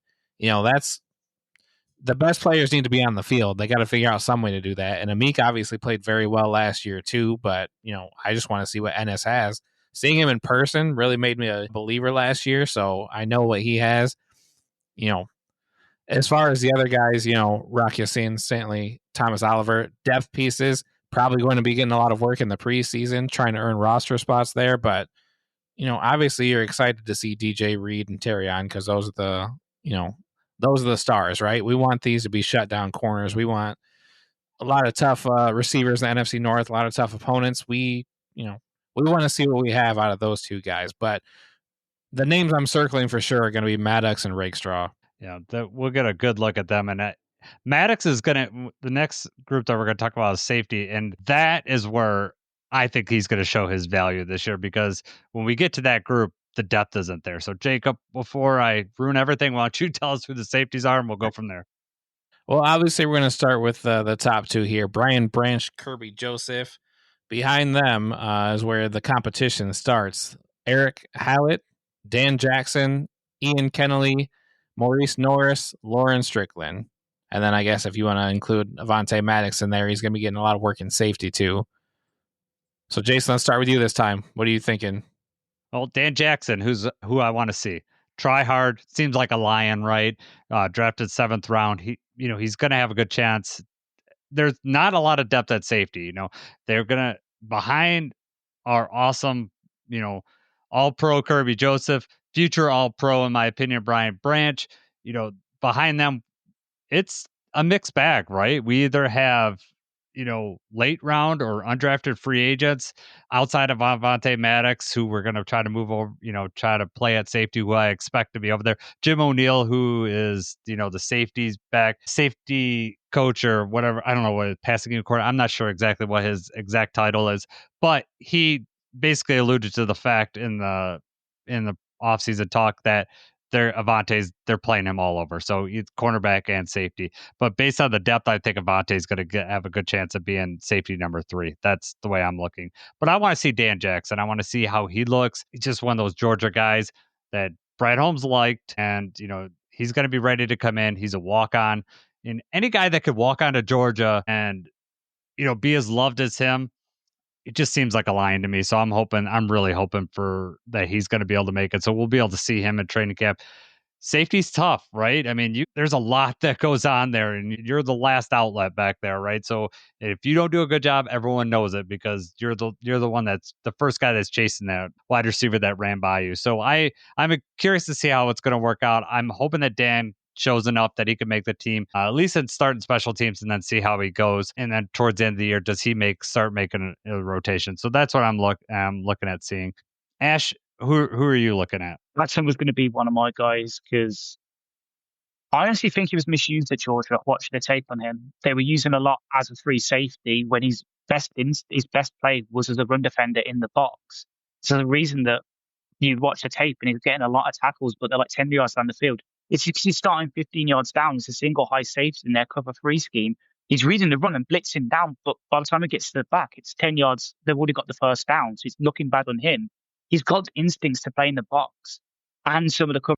He's got the brain knowledge up there, as well as the physical grit, the ability to work from being a walk-on to one of their captains in his last year. So I'm excited to see Jackson. And the other guy is in Kennelly. So the complete opposite in a way that Jackson has all the cerebral stuff, knows how to play safety, but perhaps isn't the fastest, isn't the most agile. Kennelly's got all the physical intangibles to play safety, but coming from Grand Valley State, I believe, hasn't really got the NFL caliber safety instincts yet. So getting him the reps in preseason on special teams as a single high safety in the Kirby role, that's someone who can groom to be a backup to Kirby. Like, I'm saying that as perhaps one of the biggest Kirby fans on this side of the Atlantic. I scouted, he was my big first scouting hit for the podcast way back when I was saying, watch this guy from Illinois. He's a really good safety. He's got the ball instincts, former receiver, just needs to work on the run defense. I've been proven right. It's the highest paid safety in the league, despite what ESPN's ranking says about him. Don't think he's a box score junkie like people used to accuse him at Stafford. He's got the run instincts down. He knows he's got ball skills you can't really teach anyone else. There's a reason why he's breaking all these records we haven't seen since like Ed Reed and that. So having someone who, if Kirby goes down for anything, someone that can come in and play that role to 60% of that ability, perhaps doesn't get the ball production that Kirby gets, but can still cover deep single high looks that we like to do. So we run cover 2, second most amounts in the league last year, continuing that on in our scheme. Having someone that can back up Kirby in that role if he does go down will be valuable because we don't really have that, because Maddox can maybe do it, but doesn't have the athleticism. Jackson can do it because he's done it at Georgia, doesn't have the athleticism. And the other guys that are there, they're more branch prototypes rather than Kirby prototypes. So I'm really looking for Kennelly to show me enough to at least keep him around in the practice squad to be that backup to Kirby if Kirby goes down. Because if Kirby does go down, we don't have someone to back him up. Our defensive secondary scheme has to completely change. We have to go to more zone, more cover 2, more quarters looks, which will be different things for our corners. They'll have to play off more. They won't be able to play as much man. The linebackers probably have to change how they're playing.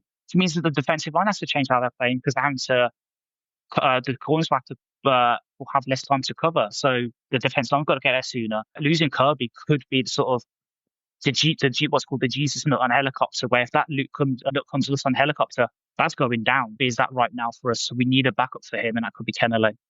Okay. What about you, Jacob?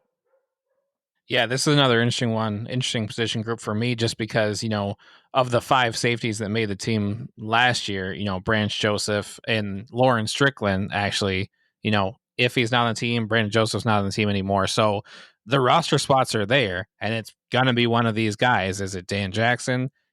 Maurice Norris, you can't count him out. He was here last year. He had the reps of special teams. As Ash already spoke on, Ian Kennelly, somebody that's local to us in Grand Valley State, so somebody that we're kind of rooting for, small town, everything. It's wide open. The chance to earn a roster spot is going to be there for all of these guys. They're just going to have to play for it. And I mean, that's best case scenario for me. When you switch around for the wide receiver group, and it's like, well, how great would you have to play to even open up a spot? That's not the case for safety. I mean, exactly who you're up against right now. I won't speak as much as Ash did because I'm not as knowledgeable as far as how Kennelly is going to look if he had to back up Kirby Joseph. But you are correct that if something happened to Kirby, we're not going to have that kind of ball hawk back there anymore. We don't have that prototype type of player. I don't know that any of them are going to be that way. Does Avonte Maddox slip into free safety and do that same kind of thing? Probably not. But that would probably be in my opinion, who we would lean on if something like that were to happen. Last year when you saw Norris and Strickland on the field, it was like, God, could things get any worse right now? It just, Maurice Norris played one defensive snap last year, and I want to say it was a 4th down. It was like a crucial 4th down where we had just given up a penalty or something like that. It was in the red zone, and then I think it was Norris and Strickland were the safeties on the field. It's like, my God, like, what are we doing right now? It's just like a nightmare watching it happen. Yes. So, I mean, obviously you want to avoid situations like that. You're hoping both of these guys had a full year in the system. So maybe Strickland and Norris look good. Dan Jackson, you hear so many positive things, and that he's going to be a special teams contributor right away. That's probably his pathway to getting a head start over the other ones. But, it's going to be a battle. Where's your head at here, Jason? Yep, I'm with you. So it's much like you mentioned with the linebackers, it's the depth issue, right? Like, we're fine at the top. We're fine with our starters. If we're miss anybody, then we start to get a little worried. And the depth here is even scarier than it is at linebacker, especially when we get Malcolm back. So we're hoping that we get we develop some. I would not be surprised that another veteran safety ends up on, depending on how these guys look. Out of any of these groups, I would not be surprised to see a veteran safety get signed if no one's showing out and the lines start to get a little worried. Especially at the beginning of the year, we need to have someone that if God forbid Kirby or Brian went down, that we could just rely on to be in the right spot. It's not going to be easy to replace Kirby. He's all pro for a reason, right? He has ultimate epic ball skills, right? And what's developed better is that he's learned to channel that and still be in the right position and to trust his instinct. A lot of that probably came with experience, tape study, just learning to be an NFL player. You're right. He looked like early in his freshman campaign, his rookie year, he looked like he could, he took the ball away from Aaron Rodgers, right? I mean, rookies is like intercepted him 3 times. He could take the ball away, but there were times where he was out of position. That's happened less and less, and that's why the passer rating against him, it was, I think, one of the lowest in the league, if not the lowest in the league as a safety. And he led the league in interceptions for a reason, right? He's just in the right spot. And we would not have won that 49ers game, regardless of what that game meant or anything or not. He flipped that game, and that's what an interception can do.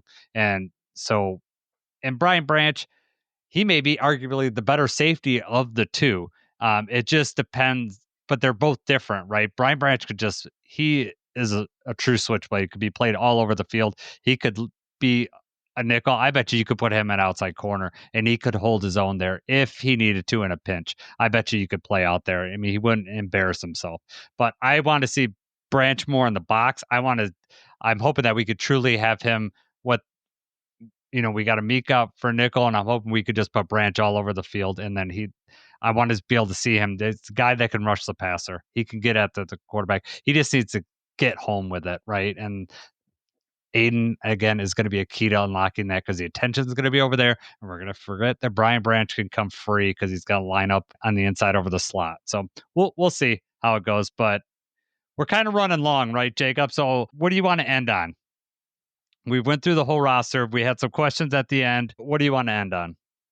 I think we pretty much touched on everything, right? I mean, do Yeah. you want to talk about special teams in honor of Ash and his Hogan Hatton jersey? We have to talk about special teams, but I think we're going to end it on there. But Ash, so we got Jack Fox, Jake Bates, Hogan Hatton. You talk about special teams. If you don't hit on the question I have, then I'm going to ask you a question, and then we're going to probably wrap. But we got to ask Ash that we didn't ask him at the beginning of the podcast, like the quarterback question, Jacob. We kind of skipped over that. I think we were so excited to get to talking, so we can't let him get away for that. So Right. hit on special teams first, Ash, and then we'll end on your Lions fandom when it began. Special teams, for the first time probably since roughly when I started watching the Lions, it's pretty set, isn't it? We've got a long snapper who we can trust, and he can get better. Like I remember scouting him for the podcast again, Idaho, he got safety blocking a punt.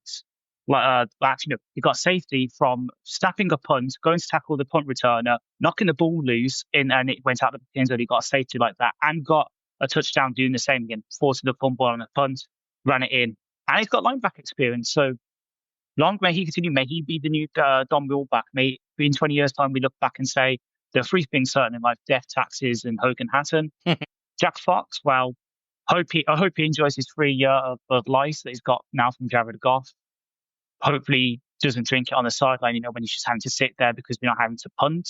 Like he could probably improve his COD scores, rival Kyler Murray. And then Jake Bates, well, he doesn't have to worry about selling bricks anymore. Now he just needs to, number one, he just needs to worry about making enough field goals and playing well enough for us to extend him next year. So then he can pay alimony to the Levi Stadium field, because I think there's a couple of children going to be born in a couple of months. The love child of the grass and Jake Bates, that poor guy, why did have to cut to that twice on the TV coverage?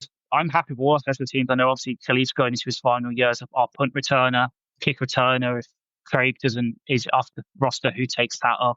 Is it one of the UDFAs? God knows.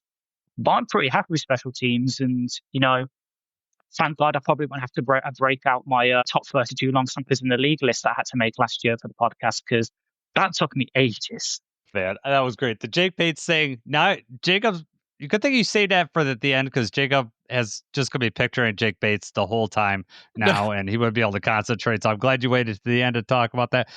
My quick question that I wanted to ask you, because you didn't hit on it: should there be another kicker in camp? I know Jake Bates is the guy. I'm not saying he's not the guy, but should there be another kicker in camp? Honestly, I would say no, because at this point, I know obviously our roster's pretty full as it is. I know we're using the IPP pathway for Hassanine, so we're getting a free roster spot there. But I think Bates showed enough last year for us to have faith in him and use that roster spot that we could use for an extra kicker to battle him out elsewhere, be it safety, edge potentially, if we aren't happy with how things are in camp, and the asking price for a certain person who's dating a Detroit rapper and has a nephew on the team, that comes down low enough, maybe we could get him back, or things aren't looking good in the interior offensive line and we just need to sign someone else there just to add a bit more competition, a bit more starting quality there. Brandon Scherf's still on the free market, I believe.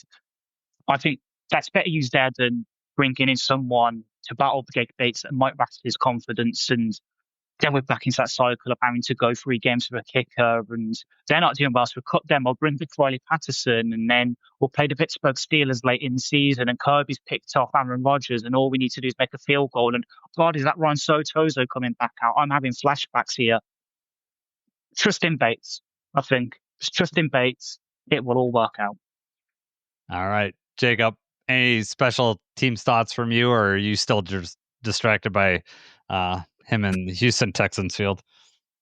No, but I will second. I mean, it's nice to know that they're fully, there's no questions there. I mean, I'm on the fence about whether we get another kicker or not. I know last year we did not. There's also a lot of questions about whether he was going to be the guy, and we don't have those questions anymore. If you have another guy in camp, though, and then he starts missing kicks or something happened, you don't want that kind of distraction either. So, I mean, he handled it last year okay. I think you might as well just let it rip and just let him go and, handle all the kicking in the preseason for us, too. The only reason I could fathom why we don't want to have another kicker is if you're trying things out of kickoff and you're constantly having Jake Bates do it. Like, if we're trying to coverage things, not necessarily like where the placement of kicks or whatever, you don't want to wear out Jake Bates. I trust Phip. He has a plan. And I think ultimately when you're looking at, is a roster spot more important than having a backup kicker? Obviously the Lions think so. And even last year, after Badgley goes down, we didn't even bring in another kicker. And I just don't, if we didn't do it last year, I just don't see we're doing it this year, unless there's a worry about wearing Jake Bates out. But I don't think that that's going to happen. So, all right, Jacob, before we wrap up, why don't you ask your question to Ash, since I forgot. It's my fault. Yeah, I forgot at the beginning. forgot. We talked about it. About it before, there and you go. it was my fault. Talked about it. We go live. Jason already forgets. There's the old age coming through. I already know the answer to this, though, based on his answers throughout the rest of this. But we usually ask this to everybody that we have on. When you first became a fan of the Lions? So think about when you first started really caring. You really, were into it week in, week out. Who was the quarterback of the team when you first became a fan? Unfortunately, it's the boring answer of number 9 himself, Matthew Stafford, because started being a fan in 2014, started really caring in 2015, 2016. Well, even thinking back to it now, and this is again going to bring back some memories. I remember playing American football with my friends at school at lunchtime, and when I was a receiver, I was going, "I'm Kenny Golladay, I'm Kenny Golladay," and then going to cover people, I was going, "I am T's table, I am T's table." The second statement's probably more true than the first in terms of my footballing ability, but people can dream, right? But yeah, it was Stafford, 24 and 2015. The start of the dark time, shall we say, and then lest we forget about Jeff Driscoll and David Blau and the money stealer himself, Chase Daniel. I hope he's enjoying making even more money with this podcast now. Nice. So I guess the probably the more interesting question than that, because your Stafford answer, is how did you land on the Lions? Because I don't know the answer to this. So tell me how you landed on the Lions. So again, it was probably about 2014, and Madden Mobile, remember that, was actually a good game back then. It was more like the Madden you get on your games console. You could actually do like play through the seasons, and Ultimate Team was a bit more of a regular thing rather than, oh, here's 102 rated Mahomes you can throw from one end zone to the other. And that's the starting card in the game. Have fun. Back then, when it was good, me and my friends at school would have like a little league. Back then, I was torn between the Lions and the Steelers because, well, I'm originally from Birmingham over here in England. It's kind of like those two cities, but probably more similar to Detroit. And I like the logo and the colours because Birmingham, former industrial heartland, looked at poorly here. So I made the joke earlier about how the Brummie accent what I have. Both of here is voted as being less intelligent than being mute. we are really looked down upon in the same way that Detroit has been in America over recent years. Former industrial heartland, famous for making cars. So Birmingham was the home of Jaguar Land Rover and Rover, Jaguar Land Rover and Rover and British Leylands and all these car companies. We also made Spitfires and all the planes for World War II over here. And we're famous for music. So Black Sabbath, ELO, Jeff Lynne, Duran Duran, Dexys Midnight Runners, all these kind of artists all came from Birmingham. So all these like little amalgamations, and then the fact that my English football team, my beloved Aston Villa, which hopefully you can just about see there, blew in the logo, lying on the thing. It just seemed like a match made in heaven. Started watching it, and obviously that was back when it was Calvin and Stafford and Golden Tate, the prime time of the defense as well. And then a certain playoff game against the Dallas Cowboys happened, and I felt that familiar pain. I was all too familiar with my beloved Aston Villa throwing away games out of nowhere, the backs of referees. And I was like, this is the team for me. I know this pain. I recognize this pain. And now, all these years later, I'm in really deep, obviously, doing the podcast of been to Detroit last year for the draft. Was fortunate to meet up with Jeremy and Morgan and Dan Pascu, who's a big guy in the Detroit community as well. All there, even managed to managed to get our way onto CBS Detroit and got interviewed on there as well. So we're really in deep now. You're probably gonna have to cut open my chest and prise out my heart to tear the Detroit Lions out of it at this point. So I'm here for the long haul. That's awesome. I love hearing that. We've lived it. Jacob and I have lived it. You've lived it from afar. Doesn't matter. We're all Lions fans and we love it. Ash, you've been awesome on this podcast. We definitely want to have you back at some point if you'll have us back. Why don't you tell us, a little bit about your podcast in case some of our listeners aren't familiar and when they could catch you and where they can get you. So I'm part of Royal Lions UK. I was kind of lucky in the start when it started up. It was during COVID times when couple of my friends that I've met through the podcast now basically were annoying their partners just talking about American football. Like, surely you can find someone to talk to this about. So I started the podcast, and then I found out about it. I was always in the Twitch comments, putting news in, discussing things. And one day I annoyed them enough that they're like, why don't you come aboard and be part of the podcast? And now 3 years later, I'm a frequent host there. So we have usually 4 podcasts a week during the regular season. So Monday, post-game breakdowns, we discuss things. Wednesday, college show, and hosted usually by my friends Anthony and Ryan. Thursday, game previews. Then time for the games. Me and Matt jump on a Zoom call, put the game on, and basically commentate it for everyone because the coverage of the NFL over here in the UK is not great at all. Like, it's focused very much on the big teams. So quite a lot of the clothing brands over here that sell NFL stuff don't sell Lions gear, but they sell Chicago Bears gear. Always makes me sick when I go into my clothing stores and see that. And then the commentary is very dumbed down. It's obviously aimed to bring people into the game, but for people who know about it and just want to hear proper commentary, Matt offer that. And then I also we also clip it up and put it on TikTok. So there's some really funny reactions. So the first time I ever did it was the Kansas City game where Brian Branch obviously picked 6 Patrick Mahomes. Of reactions for that are hilarious all these years later. And then I sometimes, when I get time, sit down as well and write little articles as well. So I did one a couple of years ago about the defensive scheme, which is why I was able to talk about it so much. But I also do game previews like, here's 5 battles I'm looking at. So like Taylor Decker versus Rashawn Gary. This is why Decker's got the advantage. This is why Gary's got the advantage. Stuff like that. So if you ever want to laugh, and usually for now it's on a Monday evening, so 7:30 our time, so about half past 1 Eastern. I think I'll have to check with.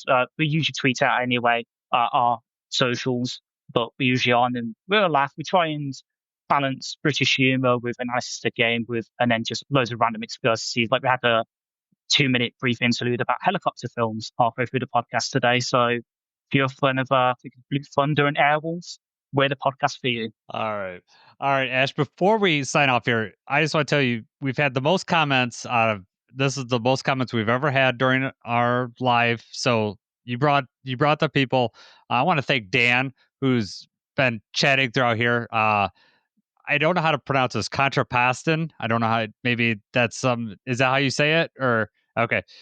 Yeah. Great comments mentioning about getting Frank and Tate together. fishing, because you see the picture recently of Tate with the shark, so obviously that would be awesome. But we were kind of really busy with the podcast, but there was tons of comments on there. I really appreciate everybody's out there. There's some funny ones. If I have time, I'll pick some out and we'll tweet them out because they were great. So for Ash Soden, Jacob Litton, I'm Jason Harwood. One thing to say, right, guys? Go Lions!